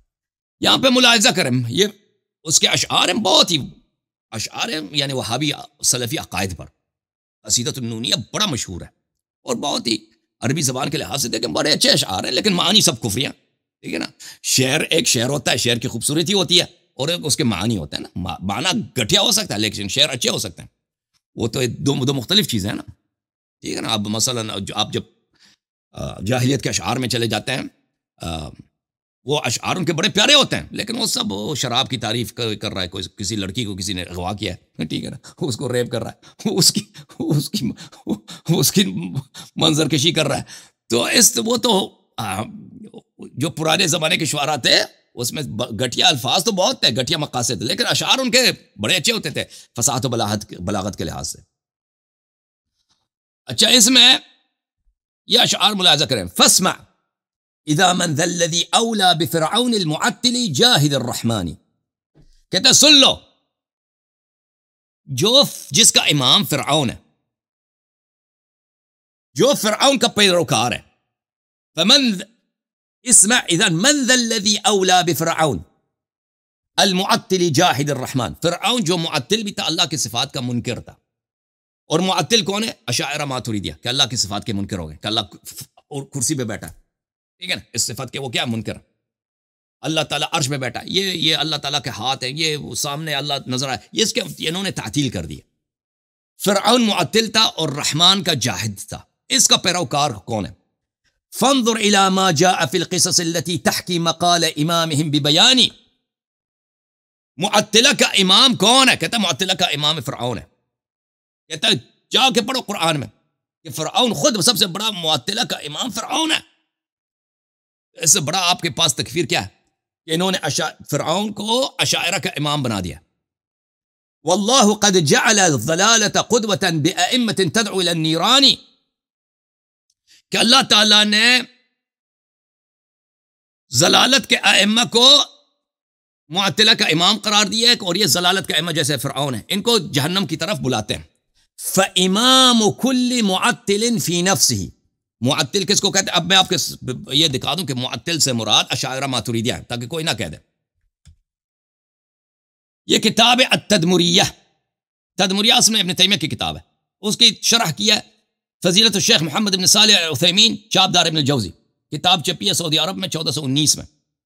یہاں پر المعطلہ کون ہے؟ فصل المعطلہ. معطلہ کون ہے؟ هم الذين انکروا ما سمى الله تعالی ووصف به نفسه انکارا کلیا او جزئیا. کہتے ہیں یہ وہ لوگ ہیں جو اللہ کے صفات کا منکر ہو گئے، یا کامل سرے ہی سے منکر ہو گئے، یا اس کو جزئی طور پر ان کی تحریف کرتے ہیں. وحرفوا من اجل ذلك نصوص الكتاب والسنة فهم محرفون للنصوص معطلون للصفات. یہ صفات کی تحریف کرتے ہیں. اللہ تعالیٰ جب کہتا ہے کہ میں کرسی پہ بیٹھتا ہوں، اللہ تعالیٰ جب کہتا ہے کہ میری آنکھیں ہیں، میرے ہاتھ ہیں، میں اپنا پنڈلی دکھاتا ہوں، تو یہ کہتے ہیں پنڈلی نہیں ہے، ہاتھ نہیں ہے، تعویل کرتا ہے. تو یہ نصوص کے محرف ہیں، یہ معطل ہے. معطلوں کے کیا گروہ ہیں؟ سب سے پہلا گروہ معطلہ کا کیا، معاف کیجیے گا، معطلہ کا سب سے پہلا گروہ ہے الاشاعرہ ومن ذاہم من الماتریدیہ. طائفۃ الاولی. معطل کون ہے؟ معطل اشاعرہ اور ماتریدیہ. اچھا، جب یہ پتہ چلا میرے محترم ناظرین کہ آپ شک نہ کریں کہ معطل سے کیا مراد ہے، اشاعرہ ماتریدیہ، تو کیا کہتا ہے اپنے قصیدہ نونیہ میں؟ قصیدہ نونیہ میں ابن قیم فرماتے ہیں فَإِمَامُ كُلِّ مُعَطِّلٍ فِي نَفْسِ فِرْعَوْنُ مَعَ نَمْرُودَ مَعَ حَامَانِ. معطلہ اشاعرہ ماتریدیہ کا امام، اصلی امام کون ہے؟ فرعون، نمرود، حامان. ٹھیک ہے، یہ انہی کے پیروکار ہیں. اس سے بڑھ کر تکفیر ہو سکتا ہے بھائی؟ جس کا فرعون جس کا امام ہو دینی مسائل میں، عقائد میں، ٹھیک ہے، نمرود اس کا امام ہو، حامان اس کا وہ مسلمان، یہ واضح طور پہ تکفیر ہے. اچھا، پھر اس کا ایک دوسرا ایک فصل صفحہ نمبر 301 میں فی مثل المشرک والمعطل. ایک شخص مشرک ہے نا، بتوں کی پوجا کرتا ہے جیسے ہندو ہے، ایک معطل ہے جیسے اشاعرہ ماتریدیہ. ان دونوں کا کیا، ان دونوں کے درمیان ربط کیا ہے، ان دونوں کے درمیان قیاس کیا ہے؟ اس کے متعلق کچھ اشعار اس نے بولے. کہتے ہیں والمشرکون اخف فی کفرانہم وکلاہما من شیعۃ الشیطان. کہتے ہیں مشرک اور اشاعرہ کا، جب کیا ہندوؤں اور اشاعرہ کا، ماتریدیہ کا، حنفیوں کا قیاس کیا جائے تو کیا کہتا ہے کہ بھئی ہندو جو ہے ان کا کفر قلیل ہے، مشرکین کے کفر خفیف ہے، ہلکا ہے. دونوں شیطان کے پیروکار ہیں. ان المعطل بالعداوة قائم في قالب التنزیہ للرحمن والمشركون اخف في كفرانهم وكلاهما من شيعة الشيطان ان المعطل بالعداوة قائم في قالب التنزیہ للرحمن. یہ آپ کے سلفی بھائی وہی جو کیوں کی تکفیر کرتا ہے نا، اور سب سے پہلے تو انہوں نے اشاعرہ ماتریدیہ کی بہت بدترین تکفیر کی اپنے کتب میں. یہ بہت وسیع فصل ہے، چاہوں تو ایک مہینے اس پہ بات کروں کہ معطل جو ہے اشاعری ماتریدی یہ توحید کے دشمن ہیں، لیکن کس فی قالب التنزیہ، تنزیح کا بہانہ بنا کر کے اللہ تعالیٰ کو ہم جسمانی نہیں مانتے، اللہ تعالیٰ سے بالا تر تنزیح، یعنی اللہ کی بے عیبی کو، اس کے بہانے میں یہ اللہ سے دشمنی پر لگے ہوئے ہیں۔ اچھا، پھر اس کا ایک ہے باب ادھر فی ان المعطل شر من المشرک، معطل جو ہے نا مشرک سے بدتر ہے۔ تو اس کے بہت سارے اشعار ہیں اس موضوع پر۔ تو یہ پتہ چلا کس کا موقف میرے محترم ناظرین، سلفیہ کا موقف اشاعرہ ماتوریدیہ سے، کہ اللہ تعالیٰ نظر آتا ہے، اللہ تعالیٰ کے یہ صفات ہیں، وہ بیٹھتا ہے، چلتا ہے، پھرتا ہے، اس کا مکان ہے، اعضاء ہیں اللہ کے، جسم ہے، اور جو اس کا انکار کرے وہ مشرک بت پرست سے بھی بدتر ہے۔ اس کا امام کون ہے؟ فرعون، حامان، نمرود۔ اور یہ باتیں صرف ابن قیم کے نہیں ہیں، ابن قیم گرچہ اکابر سلفیہ میں سے ہیں، ابن تیمیہ کے بھی ہیں، اور اس کے اکابر بہت سے، اس کی بہت ساری ان کے کتابوں میں بری پڑی ہیں، لیکن میں بھی اس کا میرا موضوع نہیں ہے، میں صرف آپ کو انٹروڈیوس کرنا چاہتا ہوں۔ اس کے مقابلے میں اشاعرہ ماتوریدیہ کا کیا موقف ہے؟ اس کے مقابلے میں دیکھیں اشاعرہ ماتوریدیہ کا کیا موقف ہے رؤیت کے معاملے میں اور اللہ تعالیٰ کے صفات کے معاملے میں۔ ان کا موقف یہ ہے میرے محترم ناظرین کہ اللہ تعالیٰ آنکھ سے نظر نہیں آ سکتا، اللہ تعالیٰ کا مکان نہیں ہے، اللہ تعالیٰ کا جسم نہیں ہے، اللہ تعالیٰ وہ سامنے نہیں ہو سکتا۔ دیکھیں کوئی چیز سامنے ہو، ہم آپ کو دکھائیں کہ وہ شے ہے، کہ اللہ تعالیٰ کے لیے مجیء، اتیان، آنا جانا، یہ اللہ تعالیٰ کے لیے ناممکن ہے۔ اللہ تعالیٰ یہ آنا جانا یہ جانوروں کے صفات ہیں، مخلوقات کے صفات ہیں۔ اللہ تعالیٰ آتا نہیں، جاتا نہیں، اللہ تعالیٰ اوپر نہیں جاتا، نیچے نہیں جاتا، کرسی پہ نہیں بیٹھتا، یہ ان سب کی تعویل کریں گے وہ، ٹھیک ہے نا۔ رؤیت کی بھی وہ تعویل کریں گے کہ رؤیت یہ آنکھ سے دیکھنے والی بات نہیں ہے، وہ سامنے اللہ نہیں ہوتا کہ وہ سامنے سے نظر آئے، ان سب کی وہ تعویل کریں گے۔ اور پھر یہ کہیں گے کہ جو کہتا ہے کہ اللہ تعالیٰ نظر آتا ہے وہ کافر ہے، وہ الٹا اس کی تکفیر کریں گے، ٹھیک ہے نا۔ ملاحظہ کریں اشاعرہ کا جو علم کلام میں ان کا سب سے بڑا، ان کے تو بہت سارے ائمہ ہیں کیونکہ اشاعرہ کی اکثریت عالم اسلام میں، ان کی بہت سارے اکابر علماء، بہت جید علماء گزرے، بہت قابل، سب جینیس، مثلا غزالی ہیں، ابو المعالی جوینی ہیں، آمدی صاحب ہیں، بہت زیادہ ہیں ان کے متکلمین میں۔ ان میں سب سے جو قداور ہے، ان میں سب سے جو بلند نام ہے وہ کس کا ہے؟ فخر رازی صاحب کا ہے، محمود ابن عمر الرازی۔ رازی کا کیا مطلب ہے؟ رازی یہ تہران کا رہنے والا تھا، تہران شہر رئی، رئی جو ہے اس سے جو کوئی متعلق اس کو کہتے ہیں رازی، یہ وہاں کا رہنے والا تھا، اور پھر یہ منتقل ہوا تھا ہرات میں، وہاں پہ رہتا تھا، اور اس زمانے میں یہاں پہ اس علاقے میں سب شوافع کی اکثریت ہوتی تھی، اور یہ شافعی مذہب کا تھا، اور یہ متکلم تھا، بہت ہی فاضل آدمی ہے، لائق آدمی ہے، لیکن وہ اس کی مجبوری ہے کہ وہ جماعت و مسجد سے منسلک ہے، تو اس کو دلیل نہیں ہوتی نا شیعوں کے مقابلے، وہ الگ بات ہے۔ یہ اس کی کتاب ہے اساس التقدیس، یہ کتاب اس نے اسپیسیفکلی اسی مجسمے کے رد پہ لکھا ہے، اور اس کے رد میں ابن تیمیہ نے اسی کتاب کے رد میں تلبیس الجہمیہ لکھا ہے، اساس التقدیس کے رد میں اس کا تلبیس جو ہے نا اسی کا رد میں، کتاب اساس التقدیس فی علم الکلام لامامہم فخر الرازی محمد ابن عمر الرازی الشافعی، متوفی سنہ 606۔ یہ کتاب کہاں پہ چھپی ہے؟ کردستان میں چھپی ہے، نہیں کردستان، مطبعی کردستان مصر میں، بمصر المحمیہ سنہ 1328 یعنی آج سے تقریباً 118 سال پہلے یہ مصر میں چھپی ہے۔ اچھا، اس کتاب کا جو مقدمہ ہے بڑا اہم ہے، مقدمے میں وہ بہت ظاہر کر دیتا ہے اختصار کے ساتھ کہ اشاعرہ کا اس مسئلے پہ عقیدہ کیا ہے، اور یہ بہت ہی لائق آدمی تھا فخر رازی، بہت ہی لائق، مختلف علوم میں اس کا احاطہ تھا، اور لکھنے میں، استدلال کرنے میں اس کی بڑی مہارت تھی، ٹھیک ہے نا، اس نے کثیر التعلیف بھی تھا، اور محاضرات میں، احتجاج میں، استدلال میں، مناظرے میں بہت ہی اس کی بڑی مہارت تھی۔ الحمدللہ الواجب وجودہ وبقاؤہ، تو یہ اس کا براعت استدلال کہتے ہیں کہ براعت استحلال، کہ اللہ تعالیٰ جو ہے واجب الوجود ہے، الممتنع تغیرہ وفناؤہ، یہ بڑا اہم ہے، ناممکن ہے کہ اللہ میں کوئی تغیر ہو، جو چیز تغیر کرتا ہے وہ حادث ہوتا ہے، وہ اللہ نہیں ہو سکتا، واجب نہیں ہو سکتا، ٹھیک ہے نا، خالق نہیں ہو سکتا۔ وفناؤہ، اگر اس میں تغییر آ جائے تو اس کا فنا بھی ممکن ہے، تو ممتنع ہے یہ اللہ تعالیٰ پر. تو یہ سب کس پر رد ہے؟ اہل تجسیم پر، اہل حدیث پر. پھر کہتا ہے المتعالی عن شواہب التشبیہ، اللہ تعالیٰ متعالی ہے کہ شباہت رکھے اپنے مخلوق کے ساتھ. مخلوق کرسی پہ بیٹھا ہے، اللہ تعالیٰ بھی کرسی پہ بیٹھا ہے نا. اللہ تعالیٰ کا ہاتھ ہو، اللہ تعالیٰ کے چہرہ نہیں. بلے المتعالی عن شواہب التشبیہ والتعطیل صفات و اسماء، اور اللہ تعالیٰ کے صفات کے ہم تعطیل کی بھی قائل نہیں ہیں، یا معطل ہے، معطل نہیں ہے. ہم کہتے ہیں اللہ تعالیٰ کی صفات کے معنی ہے، ٹھیک ہے نا. مثلا اللہ تعالیٰ کا ہاتھ ہے یا اللہ تعالیٰ کا قدرت ہے، اللہ تعالیٰ کا پاور ہے، ہم معطل نہیں ہیں. اللہ تعالیٰ کی صفات کو ہم نہیں کہتے بے معنی ہے، معنی ہے لیکن ہم صحیح معنی لیتے ہیں. آپ کی طرف بیوقوف نہیں ہے، غلط معنی کفر معنی لے لیں. فاستواہ قہرہ واستعلاؤہ، استیلاؤہ، یا الرحمن علی العرش استوا، استوا علی العرش کا کیا مطلب ہے؟ استیلاؤہ قہرہ، اللہ تعالیٰ کا غلبہ، اللہ تعالیٰ کا استیلا، ڈومیننس. ڈومیننس سمجھتے ہیں نا؟ الاستیلا بولتے ہیں کہ حاکم ہو جانا، فرمان روا ہو جانا. استوا کا کیا مطلب ہے؟ الرحمن علی العرش استوا، بادشاہی پر وہ کیا ہو گیا؟ بادشاہت پر وہ فرمان روا ہو گیا، اس کا یہ مطلب ہے. وَنُزُولُهُ بِرُّهُ وَعَطَاؤُهُ، یہ کہ روایات میں ہے کہ بھئی رات کو وہ ساتویں آسمان سے پہلی آسمان میں آ جائیں گے، اللہ آتا ہے. یہ نزول، اس اللہ تعالیٰ خود نازل نہیں ہوتا، بیوقوف حنبلی بیوقوف اہل حدیث، اس کا مطلب ہے اس کا نزول، اس کا عطا. اس کا نزول کا کیا مطلب ہے؟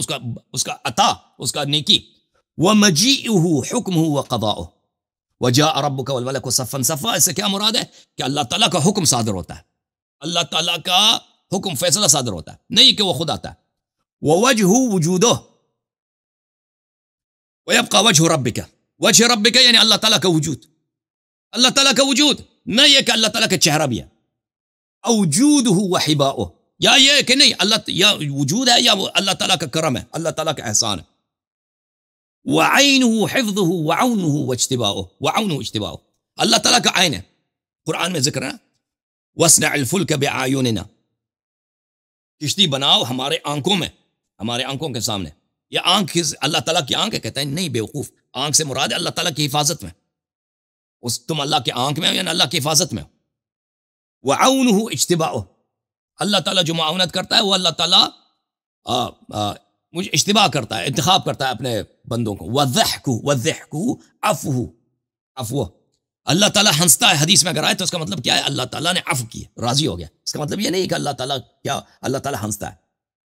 وَإِذْنُهُ ارْتِضَاؤُهُ، اذن سے کیا مراد ہے؟ اللہ راضی ہو گیا، اذن سے مراد اللہ راضی ہو. وَيَدُهُ إِنْعَامُهُ وَإِكْرَامُهُ وَإِكْرَامُهُ وَاصْطِفَاؤُهُ، اللہ تعالیٰ کا ید، ہاتھ، نہیں کہ اللہ تعالیٰ کا واقعا عضو ہے، کوئی ہاتھ ہے، نہیں، اس کا مطلب ہے اکرام، عطا، انعام. اچھا، تو یہ واضح طور پر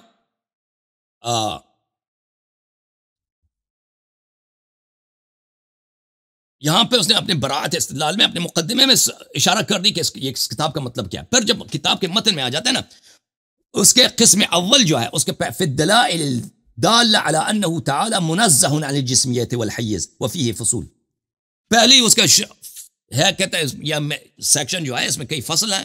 اس سیکشن میں ہم آپ کے لیے دلائل پیش کریں گے کہ اللہ تعالیٰ کا جسم نہیں ہے، اللہ تعالیٰ کا مکان نہیں ہے، پر کئی دلائل وہ پیش کر لیتا ہے، ٹھیک ہے نا، کہ کیوں اللہ تعالیٰ کا جسم نہیں ہے، اللہ تعالیٰ کا مکان نہیں ہے، اللہ تعالیٰ کسی جہت میں نہیں ہو سکتا، کسی ڈائریکشن میں نہیں ہو سکتا. یہ باتیں بیوقوفانہ حماقتیں دلائل پیش کرتا ہے اس پہ. اور یہ کہ اللہ تعالیٰ جسم نہیں ہے اس پہ 19 دلائل پیش کرتا ہے. اللہ تعالیٰ کا جسم نہیں ہے، اور اس یہ یہاں صفحہ نمبر 4 سے شروع ہوتا ہے، پھر اس کی 19واں جو دلیل ہے صفحہ نمبر 40 میں آ جاتا ہے، الحجۃ التاسع عشر، 19واں دلیل کا اللہ تعالیٰ کا جسم نہیں ہے. الفصل الثالث فی اقامت الدلائل العقلیہ علی انہ تعالی لیس بمتحیز، اللہ تعالیٰ کسی مکان پر نہیں ہے، عقلی دلائل سے پھر 6 دلیل پیش کرتا ہے، 6 برہان پیش کرتا ہے کہ کیوں اللہ تعالیٰ کا مکان نہیں ہے. اچھا، پھر وہ ایک اس کا اگر آپ اس کے فہرست میں چلے جائیں نا، اس کتاب کے فہرست میں، تو یہ پھر ان باتوں کا جو حدیث میں آیا کہ اللہ تعالیٰ کی آنکھ ہے، اللہ تعالیٰ کا نفس ہے، اللہ تعالیٰ کا ہاتھ ہے، اللہ تعالیٰ اپنے ہاتھ میں پکڑ لیتا ہے، یدین، اللہ تعالیٰ کے 2 ہاتھ ہیں، دائیں ہاتھ ہیں، ٹھیک ہے نا، اللہ تعالیٰ کی ہتھیلی ہے، اللہ تعالیٰ کی انگلی ہے، اللہ تعالیٰ کی انگوٹھی ہے، اللہ تعالیٰ کا پہلو ہے، اللہ تعالیٰ کا پنڈلی ہے، مختلف احادیث، ان سب کا ایک ایک فصل بنایا اس نے، ان سب کی اس نے کیا کیا ہے، تعویل کیا، کیسے ید سے مراد پاور ہے، طاقت ہے، اسی طرح، ٹھیک ہے نا، اس سب کی تعویل کی. اچھا، تو وہ یہ اشاعرہ ماتریدیہ کا اس موقف یہاں پر یہ ہے. کس کے مقابلے میں؟ سلفیہ کے متعلق. آپ نے دیکھا کہ سلفیہ نے اشاعرہ ماتریدیہ کے کل کرتے انہوں نے کیا کیا، واضح طور پہ بری طرح سے تکفیر کیا کہ مشرکین سے بدتر، ہر مشرک سے بدتر کون ہے؟ اشعری ماتریدی ہے، کیونکہ یہ تنزیح کے قالب میں، تنزیح کے بہانے میں اللہ تعالیٰ کے صفات کا انکار کر رہے ہوتے ہیں، تعطیل کر رہے ہوتے ہیں. اچھا، تو اشاعرہ کے نزدیک سلفیہ کا کیا پوزیشن ہے؟ یہ بھی تو ان کی تکفیر کرتے ہیں، کہتے ہیں یہ بتوں کی پجاری ہیں، اور بت اللہ تعالیٰ کو یہ سمجھتے ہیں کہ اللہ تعالیٰ مولوی کی طرح کرسی پہ بیٹھا ہے، ٹھیک ہے نا، کرسی پہ بیٹھا ہے، وہ اوپر سے نیچے آتا ہے، موٹا ہے، ٹھیک ہے، آنکھ سے نظر آئے گا روز قیامت، پیر اپنا جہنم میں ڈال دے گا. کہتے ہیں یہ تو بت پرست ہیں. یہ دیکھیں، یہ اسی کتاب اساس التقدیس میں کے آخر میں صفحہ نمبر 239 میں، الفصل الثالث فی ان من یثبت کونه تعالی جسما متحیزا مختصا بجهة معینہ هل يحکم بکفره ام لا. کہ جو شخص، اس کا عقیدہ یہ ہے، وہ دلیل لاتا ہے، ثابت کرتا ہے کہ اللہ تعالیٰ جسم ہے، اللہ تعالیٰ متحیز ہے کسی مکان میں، ساتویں آسمان میں، ٹھیک ہے نا، کسی خاص جہت میں، آسمان اوپر کی طرف اشارہ کرتا ہے، اللہ ادھر ہے، ٹھیک ہے نا. هل يحکم بکفری، کیا ہم اس کو کافر کہہ سکتے ہیں یا نہیں کہہ سکتے؟ للعلماء فيه قولان، کہتے ہیں یہاں پہ اہل علم کے دو قول ہیں، احدهما انه کافر وهو الاظہر، کہتے ہیں پہلا قول یہ کافر ہے، اور اسی قول کی ہم تائید کرتے ہیں کہ یہ کافر ہے، یہ کافر ہے. اور پھر اپنے کتاب نہایت العقول میں اس تکفیر پہ 5 دلیل لاتا ہے کہ یہ کیوں کافر ہے، سلفیہ کیوں کافر ہے. یہ نہایت العقول فی درایت الاصول، تعلیف محمد بن عمر الرازی، فخر رازی کی بہت ہی مشہور کتاب علم کلام میں، اور نہایت اہم کتاب، اور یہ بہت ہی مفصل کتاب، المطالب العالیہ کے بعد یہ اس کے مفصل کتابوں میں سے علم کلام میں. نہایت العقول یہ جزء نمبر 4، اور اس کا جو ہے محقق بھی ڈاکٹر سعید عبداللطیف فؤادہ، جو بہت بڑے مشہور ہمارے زمانے کے جماعت اشاعرہ کے متکلم ہیں، عرب مصر کے، انہوں نے اس کتاب کی تحقیق کیا. چاپ دار الذخائر بیروت، سنہ 2015 میں یہ کتاب دار الذخائر بیروت لبنان میں چھپی ہے. یہاں پر صفحہ نمبر 287 میں، وَأَمَّا تَكْفِيرُ الْمُشَبِّحَةِ، جو لوگ مشبہہ کی تکفیر کرتے ہیں، مشبہہ سے کیا مراد؟ وہی جو اللہ کی تشبیہ دیتے ہیں نا، کہ اللہ کے جسم میں ہاتھ پیر ہے. فَقَدْ كَفَّرَهُمْ أَصْحَابُنَا وَالْمُعْتَزِلَةِ، کہتے ہیں اشاعرہ اور معتزلہ دونوں نے ان کی تکفیر کی ہے، من 5 وجوہ، 5 دلائل ہمارے پاس ان کے کفر کی. احدها انه تعالى ليس بجسم، فمن اعتقده جسما لم يكن عالما به تعالى على ما هو عليه في نفسه بل كان جاهلا به والجاهل بالله كافر. کہتا پہلا دلیل ہے کہ جو شخص کہتا اللہ تعالیٰ جسم ہے، وہ اللہ تعالیٰ کو پہچانتا ہی نہیں، اللہ کو پہچانتا ہی، کہتا اللہ جسم ہے. اس نے ایک چیز فرض کیا آسمان میں، ایک جانور فرض کیا آسمان میں، موٹا چکنا لڑکا، وہ اس کو یہ اللہ سمجھتا ہے، اور جو اللہ کو جانتا ہی نہیں، یہ کافر ہے. پہلی دلیل ہے. دوسری بات، ان عابد الصنم انما كفر لانه عابد لغیر اللہ تعالی والمجسم عابد لغیر اللہ تعالی فيكون كافرا. کہتا ہے کہ بت پرست کیوں کافر ہے؟ عابد صنم، عابد بت، جو بت کی پوجا کرتا ہے، وہ کیوں کافر ہے؟ اس لیے کہ وہ اللہ کو عبادت نہیں کرتا نا. مجسم بھی اللہ کی عبادت نہیں کرتا. مجسم آسمانی ایک مخلوق جو اس کا وجود ہی نہیں ہے، جو ایک موہوم چیز ہے، آسمان میں چکنا لڑکا، اس کی جو ہے وہ عبادت کر رہا ہوتا ہے، یہ بھی کافر ہے. تیسری دلیل، قرآن نے کہا، فرمایا لقد کفر الذین قالوا ان اللہ هو المسیح ابن مریم. قرآن نے فرمایا کہ کافر ہو گئے جنہوں نے کہا کہ اللہ مسیح ابن مریم ہے. فدلت الآیہ علی کفر من قال فی غیر اللہ انہ اللہ تعالی. بس اس سے ثابت ہوگا کہ جو بھی شخص غیر اللہ کو اللہ کہہ دے وہ کافر ہے، اور یہ کسی جسمانی شے آسمان میں اس کو اللہ کہہ رہا ہے، تو اس لیے کافر ہے. رابع، ان الامت مجمعۃ علی ان المشبہ کافر. ہمارا اجماع ہے مشبہ کافر، مجسمہ مشبہ کافر. اور پانچواں، ان المجسم لا يمكن ان يقول ان اللہ تعالی عالم لذاته. کہتے ہیں ان کا علم بالذات یہ ثابت نہیں کر سکتے، ٹھیک ہے نا. اور فلان فلان چیز ثابت نہیں کر سکے، لذا کا 5 دلائل لاتا ہے، یہ ان کے کفر پر۔ اچھا، تو اب میرے محترم ناظرین،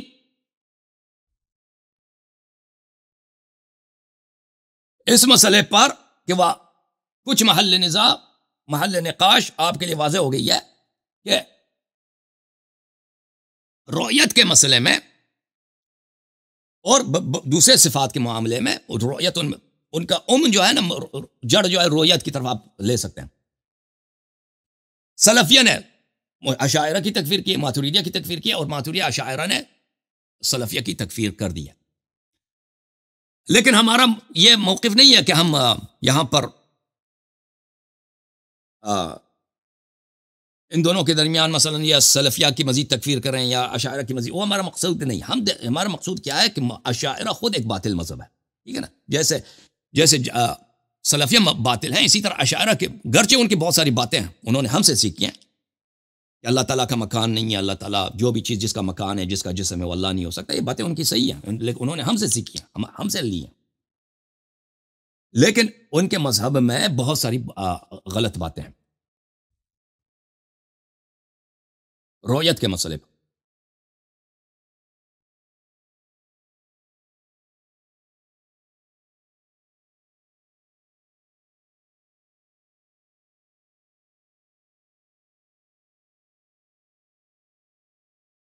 رؤیت کے مسئلے پہ محترم ناظرین، آپ کی خدمت میں نے عرض کیا، اب اس مذہب کے جو بہت ساری عجیب و غریب باتیں ہیں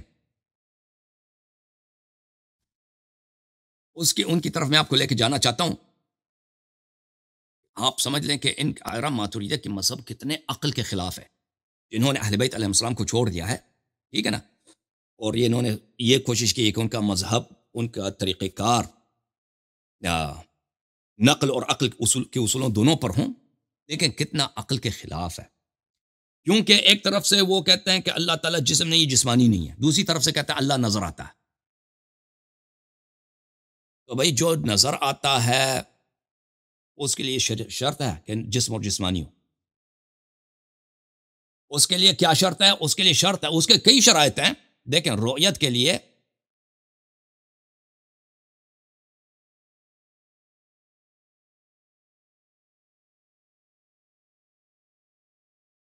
آپ کی خدمت میں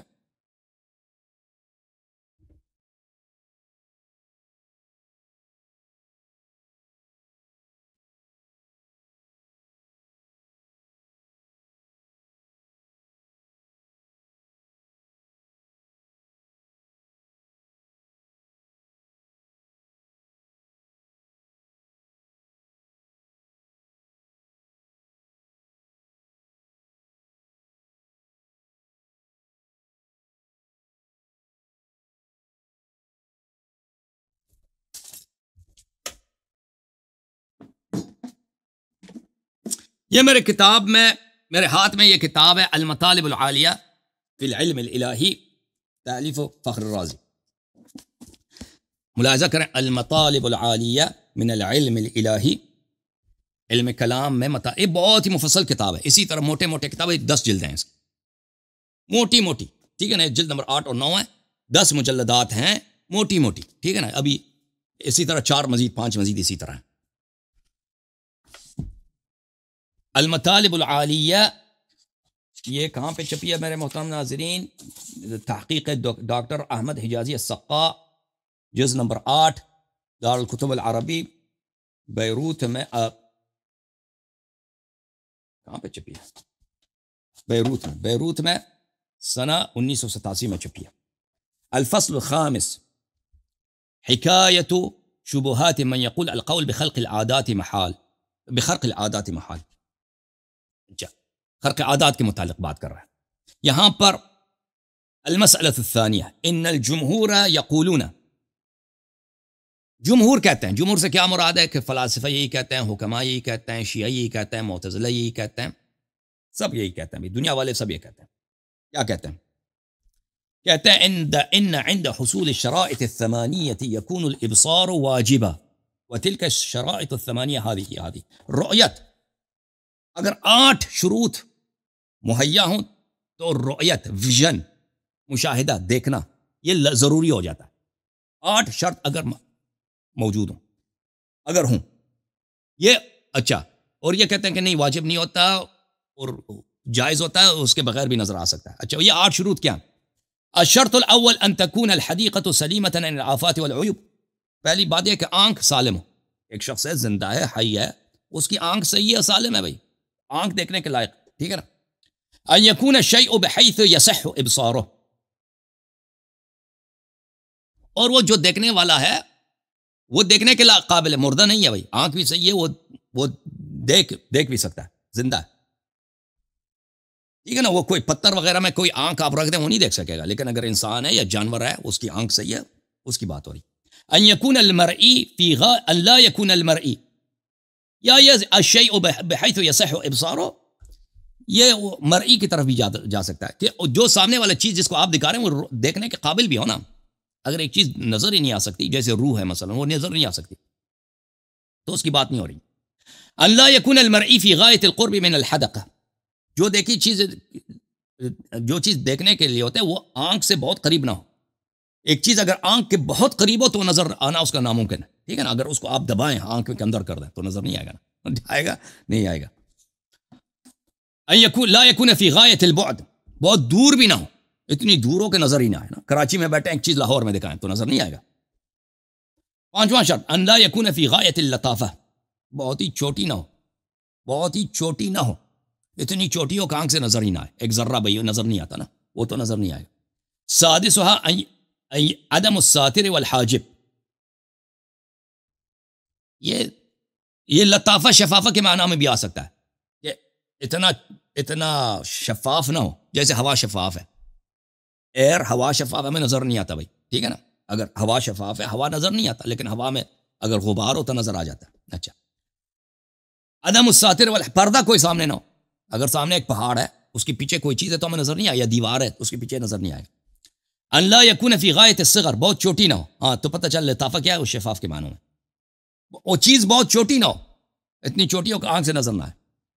ان يكون مقابلا للرأي او فی حکم المقابل له، یا تو سامنے ہو یا سامنے جیسا ہو۔ سامنے ہو یعنی آپ میرے سامنے بیٹھے، میں آپ کو دیکھ رہا ہوں، یا سامنے انسان اپنی شکل آئینے میں دیکھے نا، میں آئینہ میں جب اپنی شکل دیکھتا ہوں میں اپنے سامنے نہیں ہوں لیکن سامنے جیسا ہوں، کیونکہ آئینے میں میرا شکل ہے، ٹھیک ہے نا۔ تو یہ 8 شرائط اگر ہوں تو ایک چیز نظر آ جاتی ہیں، ان کا نظر آنا ضروری ہے کہ نظر آ جائے، ٹھیک ہے۔ اگر یہ 8 چیزیں ہوں تو ان کا نظر آنا، یہ جدید سائنس کے روح سے نہیں، یہ پرانے سائنس کے روح سے ہے۔ یہ کتاب کب کی لکھی ہوئی ہے؟ اس کی وفات سن 600 ہے، اور یہ باتیں مثلا سن 300 سن 400 میں متکلمین کہتے تھے ان باتوں کو۔ تو یہ جدید جو ویژن کے نظریات ہیں اس میں کچھ تبدیلی ہے، لیکن بنیادی باتیں وہی ہیں کہ اگر ایک چیز چھوٹی نہیں ہے، شفاف نہیں ہے، دور بہت دور نہیں ہے، اور آپ سالم ہے اور کوئی حاجب کوئی پردہ سامنے نہیں، وہ تو نظر آ جاتا ہے نا، اس کا نظر آنا ضروری ہے، وہ اہم بات یہ ہے، نظر آنا ضروری ہے۔ اچھا اشاعرہ کیا فرماتے ہیں؟ فعند حصول هذه الشرائط اطبقت الفلاسفة والمعتزلة على ان الابصار يكون واجبا۔ شیعہ، حکماء، معتزلہ سب کہتے ہیں، کیا کہتے ہیں کہ یہ 8 شرائط اگر مہیا ہوں تو نظر آنا واجب ہے، ضروری ہے، آ جاتا ہے۔ وَأَمَّا عِنْدَ اختلال او اختلال بعضها فإن الابصار يكون ممتنعا، لیکن اگر ان میں سے ایک شرط بھی ہٹا دیں تو نظر نہیں آ سکتا وہ چیز، ایک شرط بھی ہٹا دینا، وہ چیز آنکھ خراب ہے یا وہ چیز اتنی چھوٹی ہے کہ نظر نہیں آ سکتی، پھر وہ چیز نظر نہیں آ سکتی۔ اچھا ان لوگوں نے روشنی کا شرط نہیں لگایا نا، روشنی کا شرط، کیونکہ پرانے زمانے میں عقیدہ کا یہ تھا کہ روشنی آنکھ سے نکلتی ہے، جب آپ دیکھتے ہیں نا روشنی آنکھ سے نور نکلتا ہے، کسی چیز کو لگتا ہے وہ واپس آ جاتا ہے، آپ کو نظر آ جاتا ہے، اس کی وجہ شاید یہ ہو۔ اچھا وَأَمَّا أَبُو الْحَسَنِ الْأَشْعَرِي فَمَذْهَبُهُ، اشاعرہ کا کیا مذہب ہے اس مسئلے میں؟ رؤیت کے متعلق کہتا ہمارا مذہب یہ ہے، عند حصول هذه الاشیاء يجوز ان لا يحصل الابصار، کہتا ہے کہ نہیں کوئی ضروری نہیں، یہ سب شرائط موجود ہوں، کسی آنکھ بھی صحیح ہے، سامنے وہ چیز بھی موجود ہے، ٹھیک، کوئی پردہ بھی نہیں ہے، وہ چیز اتنی چھوٹی بھی نہیں ہے، صحیح ہے، سامنے ایک چیز ہے، وہ آپ کو ممکن ہے آپ کو نظر نہ آئے، سامنے، پھر وہ خود مثال دیتا ہے، اس کی مثال دے دو، کہتا ہے فعلى هذا لا يمتنع أن يحضر عندنا جبال شاحقة ونحن لا نبصرها. کہتا ہے کہ ہمارے سامنے ایک بہت بڑی پہاڑ ہو، بہت آسمان تک اس کی سر جا رہی ہے، ہم سامنے ہیں، ہوا بھی صاف ہے، کوئی غبار بھی نہیں ہے، کوئی مانع بھی نہیں ہے، آنکھ بھی ہماری صحیح ہے، ہمیں نظر نہ آئے. ٹھیک ہے نا؟ ممکن ہے کہ ہمیں نظر نہ آئے، کیونکہ یہ کیا ان کا عقیدہ کیا ہے میرے محترم؟ ان کا عقیدہ یہ ہے کہ ہماری دیکھنا آنکھ کا کام ہے ہی نہیں. دیکھنا کس کا کام ہے؟ اللہ کا کام ہے. وہ اللہ آپ کے وجود میں مشاہدہ پیدا کر لیتا ہے. سامنے پہاڑ ہے، اللہ مشاہدہ پیدا نہیں کرتا، آپ کو نظر نہیں آئے گا. ٹھیک ہے نا؟ سامنے پہاڑ نہیں ہے، اللہ تعالیٰ آپ میں مشاہدہ پیدا کرتا ہے، آپ کو آنکھ نظر آئے گا. وہ ان کا یہ عقیدہ ہے، ان کا یہ عقیدہ ہے. ٹھیک ہے نا؟ اشاعرہ کا. وَأَصْوَاتٌ عَالِيَةٌ وَنَحْنُ لَا نُبْصِرُهَا وَلَا نَسْمَعُهَا. اور اسی طرح کان کی بات بھی ہے کہ ہمارے پاس یہاں پہ ایک لشکر ہے، دو لشکر آپس میں لڑ رہے ہیں، بہت آوازیں، چیخوں کی آواز آ رہی ہے. ٹھیک ہے نا؟ ہمیں سنائی نہ دے. بالکل ہو سکتا ہے، بالکل ہو سکتا ہے ہمیں سنائی نہ دے. ٹھیک ہے نا؟ تو یہ بالکل صوفستائیوں کی بات ہے. صوفستائی آپ جانتے ہیں کہ یعنی یہاں پہ بہت ساری چیزیں ہوں، ابھی ہم ادھر آپ بیٹھ کے کھانا کھا رہے ہیں، یہاں پہ دو لشکر آپس میں لڑ رہے ہیں، ہمیں نظر نہیں آ رہا، نظر نہیں آ رہا. وہ جسم بھی ہے، اس طرح نہیں ہے جنات کی لشکر کی بات ہو رہی، نہیں، انسان ہے، جسم ہے، جسمانی ہے. دو لشکر آپس میں لڑ رہے ہیں، مجھے اور آپ کو نظر نہیں آ رہا. یہاں پہ ایک بہت بڑا پہاڑ ہے، ہمیں نظر نہیں آ رہا. اچھا. ولا يمتنع ايضا ان يبصر الاعمى الذي يكون بالمشرق يبصر ماذا؟ بقة بالمغرب. بقہ کس کو کہتے ہیں؟ بقہ بولتے ہیں بگ کو. بقہ کس کو کہتے ہیں؟ جوئے نہیں ہوتے آپ کے بال میں جو جوئے ہوتے ہیں نا، وہ اس کو کہتے ہیں. کہتے ہیں اسی طرح ایک شخص جو اندھا ہے چائنا میں، امریکہ میں ایک بگ ہے، کسی کے سر میں ایک بگ ہے، اس کو یہ نظر آ سکتا ہے، نظر آ سکتا ہے. جی یہ بہت ایک شخص دیکھیں، یہ کہتے ہیں دیکھنے کے لیے آنکھ کی شرط نہیں ہے. اگر دیکھا جاتا ہے تو کس طرح سے دیکھا جاتا ہے؟ وہ یہ اللہ کا فعل ہے، یہ سب اللہ کا فعل ہے. یہ میرا محترم سب اسباب کے منکر ہیں، اسباب کے کام کرنے کے یہ ممکن ہے. تو کام اللہ کر دیتا ہے نا، کام اللہ کر دیتا ہے. وہ اس کی وجہ یہ کیوں یہ اسے کہنے پہ مجبور ہیں؟ اس لیے کہنے پہ مجبور ہیں کہ دیکھو اللہ جو سامنے ہوگا نا روز قیامت، وہ نظر آ جائے تو پھر اس کا مطلب یہ ہے کہ اللہ جسم ہے، جسمانی ہے. وہ تو ہم کہہ نہیں سکتے، وہ تو پھر ہم وہ تو ہمارے اپنے اصول کے مخالف ہیں. لیکن ہم کیسے کریں کہ اللہ نظر بھی آ جائے اور اللہ جسم اور جسمانی نہ ہو؟ ہاں، اس کا حل یہ ہے کہ ہم کہتے ہیں دیکھنا اللہ کا آنکھ کا کام ہی نہیں ہے. وہ سامنے کوئی چیز نہیں ہے، آنکھ دیکھ سکتا ہے. ٹھیک ہے نا؟ ایک شخص اندھا ہے، اس کا آنکھ کام بھی نہیں کر رہا نا، وہ خود کہاں پہ بیٹھا ہے؟ خود مشرق میں بیٹھا ہے، چائنا میں. وہ اسپین میں، وہاں پہ ایک کیڑا ہے کسی درخت میں، کیڑا بھی نہیں ہے، ایک مائکروب، ایک بیکٹیریا، وہ اس کو نظر آ سکتا ہے. ملاحظہ کر کتاب المواقف فی علم الکلام، تالیف عبد الرحمن الایجی، قاضی عضد الدین الایجی، بہت مشہور ہے. یہ اشاعرہ ماتریدیہ کے علم کلام میں بہت ہی اساسی کتب میں سے ایک ہے. چاپ عالم الکتب، بیروت لبنان میں چھپی ہے. صفحہ نمبر 20 میں مثال دیتا ہے کہ بعض لوگ کہتے ہیں بعض چیزیں بدیہی ہیں، لیکن یہ باطل ہیں، غلط ہیں. بدیہی ہیں، نہیں مانتے بدیہی. کہتے ہیں کہ لوگ کہتے ہیں یمتنع رؤیت اعما الصین بقة اندلس وجوزه الاشعریہ. تم یہی کہو گے نا کہ بھئی اگر ایک شخص چائنا میں ہے، اس کی آنکھیں بھی اندھا ہیں، اس کو تو چائنا میں کوئی چیز نظر نہیں آتا، اپنے گھر میں کوئی چیز نظر نہیں آتا نا، تو کیا اندلس میں جو شخص اندھا ہے، چائنا میں، سین میں، چین میں اندھا بھی ہے، اس کو تو اپنے کمرے میں کوئی چیز نظر نہیں آتا نا. اندلس میں کیڑا اس کو نظر آ سکتا ہے، کیڑا سے بھی چھوٹا، جوئیں، کسی کے بال کی جوئیں اس کو نظر آ سکتا ہے. دنیا والے کہتے ہیں نظر نہیں آتا، نہیں کہتے، ہم اشاعرہ کہتے ہیں نظر آ سکتا. جوزہ الاشعری، نظر آ سکتا. وَرُؤْيَةُ مَا لَا يَكُونُ مُقَابِلًا أَوْ فِي حُكْمِهِ، اور جو چیز سامنے نہیں ہے، جو چیز سامنے مقابل نہیں ہے، وہ ہمیں نظر آ سکتا. کہتا ہے نہیں، یہ نظر نہیں آ سکتا. ہم تو یہی کہیں گے بھائی ایک چیز اگر نہیں ہے، خاک دیکھو گے اس کو، ایک چیز نہیں ہے، سامنے نہیں ہے، اس کو نہیں نظر آئے گا نا بھائی.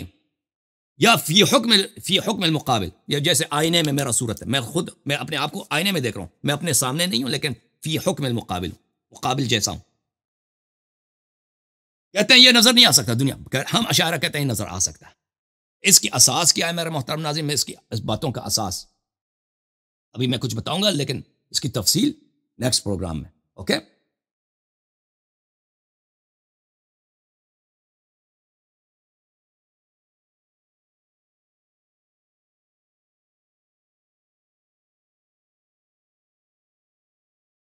اسی کتاب مواقف میں میرے محترم ناظرین اس کا اصل جو انہوں نے ایک اپنا اصل بنا دیا ہے اشاعرہ نے، اور ان کا یہ اصل دین کے پرخچوں کو اڑا دیتا ہے، اور سب یہ تو بہت واضح بات ہے کہ بہت باطل ہے، ٹھیک ہے نا، یہ باتیں باطل ہیں. یہ انہوں نے اصل بنا دیا کہ دنیا میں کوئی سبب ہے ہی نہیں جی، اسباب مسببات ان کا یہ سب بے فائدہ ہے، اس کا کوئی تاثیر ہی نہیں ہوتا، ان کا کوئی تاثیر نہیں ہوتا. یہ کتاب مواقف فی علم الکلام، اسی کتاب میں صفحہ نمبر 27 میں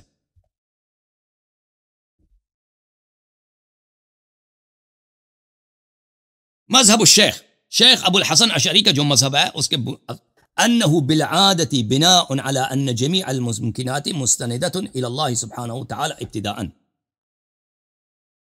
وانه تعالى قادر مختار، ولا علاقة بين الحوادث الا باجراء العادة بخلق بعضها عقيب بعض، كالاحراق عقيب مماسة النار والري بعد شرب الماء.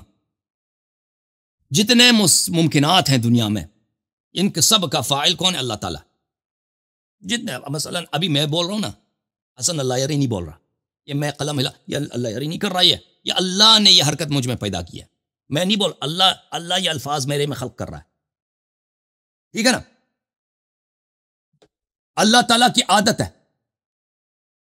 مذهب الشيخ أنه بالعادة بناء على أن جميع الممكنات مستندة إلى الله سبحانه وتعالى ابتداء يعني مستقيما بلا واسطة. ہر چیز کا فاعل بلا واسطہ، بلا کوئی واسطہ ہے نہیں، اللہ تعالیٰ خود ہے بھائی، ٹھیک ہے نا. آپ نے یہاں پہ دودھ اٹھایا نا، آگ پہ رکھیا تاکہ آپ چائے بنا دیں، دودھ پتی بنا دیں. آگ کی حرارت سے وہ دنیا تو یہی کہے گی نا کہ آگ کی حرارت سے وہ اب دودھ ابل رہی ہے، اب اس میں چائے ڈال دیں. نہیں، اللہ اس کو ابال رہا ہے، آگ کا کوئی اس میں رول ہی نہیں ہے. تو پھر آگ یہاں پہ کیا کر رہا ہے؟ ہاں کہتے ہیں اللہ کی عادت ہے، اللہ کو عادت ہو گئی ہے.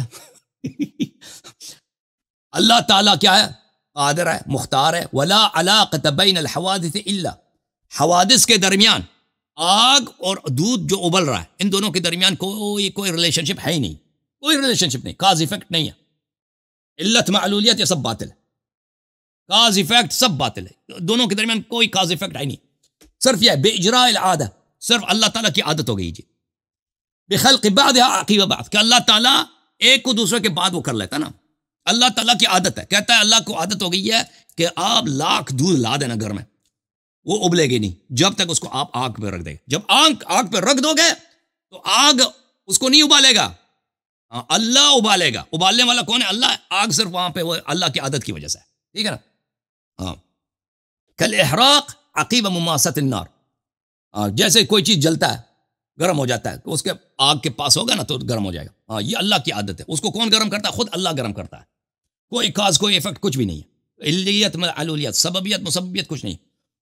ہاں والرئی بعد شرب الماء، آپ جو کہتے ہیں میں سیراب ہو گیا نا، پانی پی کے کہتے ہیں میری پیاس بجھ گئی ہے، پانی نے نہیں بجھایا، اللہ نے بجھا دیا. لیکن پانی کا یہاں پہ کیا رول ہے؟ کوئی رول نہیں ہے، کوئی ایفیکٹ نہیں ہے پانی کا.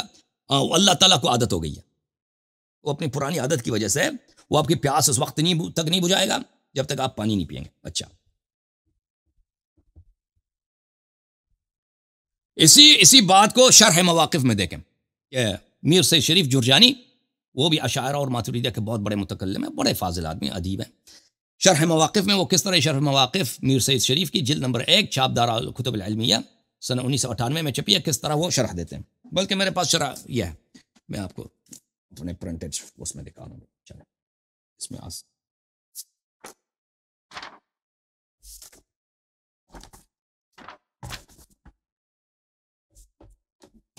جلد نمبر 1 کہاں گیا بھائی؟ وہ جلد نمبر 1 میں نہیں لا کے آیا، یہ جلد نمبر 8 ہے مواقف کا. چلے جلد نمبر 1 نہیں لائے، وہ لائبریری میں پڑھا، کوئی بات نہیں. چلیں جلد نمبر 1 شرح مواقف کا صفحہ نمبر 248. مذہب الشیخ ابو الحسن العشری. شیخ ابو الحسن عشری کا یہ ہے کہ دیکھیں ہم جب آپ سے گفتگو کرتے ہیں نا، میں آپ کو کوئی بات سمجھاتا ہوں تو آپ نے میری بات سنی، آپ بات سمجھ گئے، دنیا ہی جانتی ہے نا. وہ کہتے ہیں نہیں اس طرح نہیں ہے. ٹھیک ہے، علم کہاں سے حاصل ہوتا ہے؟ میں نے آپ کو ایک جملہ کہہ دیا بھائی، آپ کالج گئے، کالج نے وہاں پہ لیکچر دیا پروفیسر نے، آپ ایک بات کو نہیں سمجھتے تھے، اب آپ کو سمجھ آ گئی ہے. ٹھیک ہے نا، آپ کے پاس شواہد رکھے گئے، پروفس رکھے گئے نا، یہ آپ نے شواہد دلائل کو دیکھا، اس سے آپ نے ایک نتیجہ نکالا کہ بھئی یہ ان باتوں کو دیکھ کر نتیجہ یہ نکلتا ہے. ٹھیک ہے نا، یہ سببیت ہے. میں بات کرتا ہوں، آپ کو کوئی چیز سمجھاتا ہوں، آپ سمجھ جاتے ہیں. آپ سوال کرتے ہیں، مجھے پتہ چل جاتا ہے کہ آپ کیا کر رہے ہیں، آپ کو ایک چیز مجھ سے طلب کر رہے ہیں، تو میں آپ کا جواب دے دیتا ہوں. ٹھیک ہے نا، یہ سببیت ہے. ادراک اور علم کہاں سے حاصل ہوتا ہے؟ ٹھیک ہے، اوئے ادراک جو ہے ان باتوں سے حاصل نہیں ہوتا کہ کسی نے آپ کو سمجھایا ہے یا آپ نے سوچا ہے، آپ نے شواہد دیکھیں، شواہد کو دیکھ کر، دلائل کو دیکھ کر آپ ایک نتیجے پہ پہنچے. کہتے ہیں کہ ان سب انه ای حصول العلم عقیب النظر بالعادہ، یہ اصل میں ان سب کا سبب، اصلی سبب کیا؟ اللہ تعالیٰ کی عادت ہے. اللہ کو عادت ہو گئی ہے کہ وہ آپ جب سوچتے ہیں تو پھر وہ آپ کو کوئی نیا علم عطا کرتا ہے. جب تک آپ نہیں سوچتے آپ کو نہیں عطا کرتا نا. اللہ کو عادت ہو گئی، جب اللہ یہ لیکچر دے دیتا ہے تو آپ کو ایک بات سمجھ آ جاتی ہے. وہ اصل سمجھانے والا اللہ ہوتا ہے، وہ عادت ہے. اچھا، اس کی کوئی حدیث ودیث کچھ بھی نہیں ہے ان باتوں کی کہ یہ انہوں نے کہاں سے نکال دی، بس خود انہوں نے بیٹھ کے گڑ دیا نا ان سب باتوں کو. وَإِنَّمَا ذَهَبَ إِلَى ذَلِكَ بِلَاءً عَلَى أَنَّ جَمِيعَ الْمُمْكِنَاتِ مُسْتَنِدَةٌ عِنْدَهُ إِلَى اللَّهِ سُبْحَانَهُ وَتَعَالَى ابْتِدَاءً بِلَا وَاسِطَةٍ. اس بات کو کیوں کہتے ہیں کہ ادراک، یہ کوئی علم، یہ کس چیز کا محصل ہے؟ محصل ہے سوچنے کا، یا کوئی شخص نے آپ کو بتایا ہے، اس کا محصل نہیں، اس کا نتیجہ نہیں ہے، بلکہ یہ کس چیز کا نتیجہ ہے؟ اس کا نتیجہ ہے کہ اللہ کو عادت ہو گئی ہے. ٹھیک ہے نا، عادت کی وجہ سے اللہ وہ دے دیتا ہے. یہ مقدمات فراہم ہو تو اللہ دے دیتا ہے. وہ بغیر عادت کی وہ چاہے تو بغیر وہ مقدمات کی بھی دے دے. اچھا، وجہ یہ ہے کہ سب ممکنات، دنیا میں جتنی چیزیں ممکن ہیں نا، آپ کے لیے ممکن ہے کہ آپ امیر بن جائیں، آپ عالم بن جائیں، آپ کو ایک بات سمجھ آ جائے. ممکن ہے کہ یہ چائے دودھ ابل جائے تاکہ ابلنے کے بعد ہم اس کو چائے بنا دیں. یہ سب ممکنات، اس کا فاعل کون ہے؟ اللہ تعالیٰ، بلا واسطہ، بغیر کسی واسطے. آگ کا کوئی رول نہیں. اللہ یاری یہاں پہ بات کر رہا ہے، آپ کو سمجھا رہا ہے، آپ کو باتیں سمجھ آ رہی ہیں. اللہ یاری کا کوئی رول ہے ہی نہیں، اس میں کوئی علیت نہیں، کچھ بھی نہیں ہے. یہ بلا واسطہ ایسے ہی اللہ تعالیٰ کر رہا ہے، لیکن اس کو عادت ہو گئی. وَعَلَىٰ أَنَّهُ تَعَالَىٰ قادر مختار فلا يجب عنه صدور شيء منها. صرف اللہ تعالیٰ فاعل ہے، اللہ تعالیٰ کے علاوہ کوئی فاعل نہیں ہے. اور یہ جتنے مقدمات فراہم ہونا، جیسے میں آپ کو لاکھ سمجھا رہا ہوں، آپ کو یہ بات سمجھ آ جائے، وہ کوئی واجب نہیں اللہ تعالیٰ آپ کو سمجھا دے. اللہ یاری جیسے 1000 لوگ یہاں پہ 1000 گھنٹے بھی آپ کو سمجھائیں، آپ کو کچھ سمجھنا ہے. آپ ادھر چائے رکھ دیں انگیٹھی پہ، وہ آگ لگائے نا نیچے، وہ کوئی بات، وہ ایٹم بم بھی وہاں پہ اڑا دیں تو اس کو، وہ آگ کے لیے ابلنا ضروری نہیں ہے. انرجی جتنا مرضی لگا دیں، وہ دودھ کے لیے ابلنا ضروری نہیں ہے. ٹھیک ہے نا، وہ اللہ ہی کرے گا جب اللہ چاہے گا کرے گا. ولا علاقۃ بوجہ بین الحوادث المتعاقبہ. حوادث متعاقبہ کے درمیان دودھ کا ابلنا اور آگ اس کے نیچے ہے، ان کے درمیان کسی طرح کا کوئی ریلیشن شپ نہیں ہے، الا باجراء العادہ. مگر یہ کہ اللہ تعالیٰ اپنی عادت کو جاری کر لیتا ہے، عادت ہو گئی ہے. بخلق بعضها عقیب بعض کالاحراق عقیب مماسة النار والری بعد شرب الماء. کہ اللہ تعالیٰ کو عادت ہو گئی ہے کہ اللہ تعالیٰ دودھ ہوگا، اس کے اوپر، اس کے نیچے آگ ہو گئی، تو اللہ تعالیٰ کو عادت ہو گئی ہے کہ اس کو ابال دے بس. وَإِلَّا ان دونوں کے درمیان کوئی ریلیشن شپ نہیں ہے. اللہ کو عادت ہو گئی، جب آپ پانی پیئیں گے تو آپ سے راب ہو جائیں گے نا. فَلَيْسَ لِلْمُمَاسَةِ وَالشُّرْبِ مَدْخَلٌ فِي وُجُودِ الْإِحْرَاقِ وَالرَّيْ بل الكل واقع بقدرته واختیارہ تعالی. تو دودھ کے گرم ہونے میں اور آگ کا کوئی رول نہیں ہے، اور آپ سے راب ہو جاتے ہیں پانی پی کر، وہ کوئی وہاں پر کوئی رول نہیں ہے، پانی کا کوئی رول نہیں ہے، بس اللہ کی عادت ہے. جب اب یہ سمجھ آنا کہ اسباب تو کچھ بھی نہیں ہے، تو پھر ایک شخص جو اندھا ہے اس کی آنکھ ہی نہیں ہے، اور ایک کیڑا اسپین میں یا امریکہ میں، وہ اندھا کہاں بیٹھا ہے؟ پاکستان میں بیٹھا ہے یا چائنا میں بیٹھا ہے، وہ اس کو نظر آ جائے. ہم بات نہیں کرتے کہ وہ انٹرنیٹ پہ نظر آ جائے یا تخیل، نہیں واقعی نظر آ جائے. یہ ہو سکتا ہے، بالکل ہو سکتا ہے. ٹھیک ہے. اور اسی طرح سامنے اس کے سامنے ایک شخص، اس کی آنکھ بھی صحیح ہے، سامنے ایک بہت بڑا پہاڑ ہے، پہاڑ پہ درختیں ہیں، وہاں پہ بلبلیں ہیں، وہاں پہ شیر ہیں، سب اس کو نظر نہ آئے. آنکھ بھی صحیح ہے، پہاڑ بھی صحیح ہے، سب کچھ صحیح ہے، جسمانی ہے، سب کچھ نظر نہ آئے. یہ سب ہو سکتا ہے جی. تو ابھی ہم اور آپ یہاں پہ بیٹھے ہیں، یہاں پہ خلائق یہاں پہ ایک دوسرے سے لڑ رہے ہیں، گفتگو کر رہے ہیں، سیکس کر رہے ہیں، ہم اور آپ کو نظر نہ آئے. بالکل ہو سکتا ہے. جنات کی بات نہیں ہے، انسانوں کی بات ہو رہی ہے، کیونکہ ان چیزوں کا آنکھ کا کام دیکھنے سے ہے ہی نہیں جی. ٹھیک ہے نا. تو اس طرح ہوگا نا کہ پھر اس کا نتیجہ کیا ہوگا؟ اس کا نتیجہ یہ ہوگا کہ قیامت کے دن اللہ سامنے ہے ہی نہیں، وہ نظر آ جاتا ہے آپ. ٹھیک ہے نا. وہ سامنے ہے ہی نہیں اور آپ کو نظر آ جاتا ہے. اس لیے وہ غیر جسم ہو کر آپ کو نظر آ سکتا. اب یہ میں نے اختصار کے ساتھ بیان کی، اس کی بڑی تفصیل ہے ان باتوں کی، تو وہ نیکسٹ سیشن میں انشاءاللہ تعالیٰ آپ کی خدمت میں عرض کریں گے. اب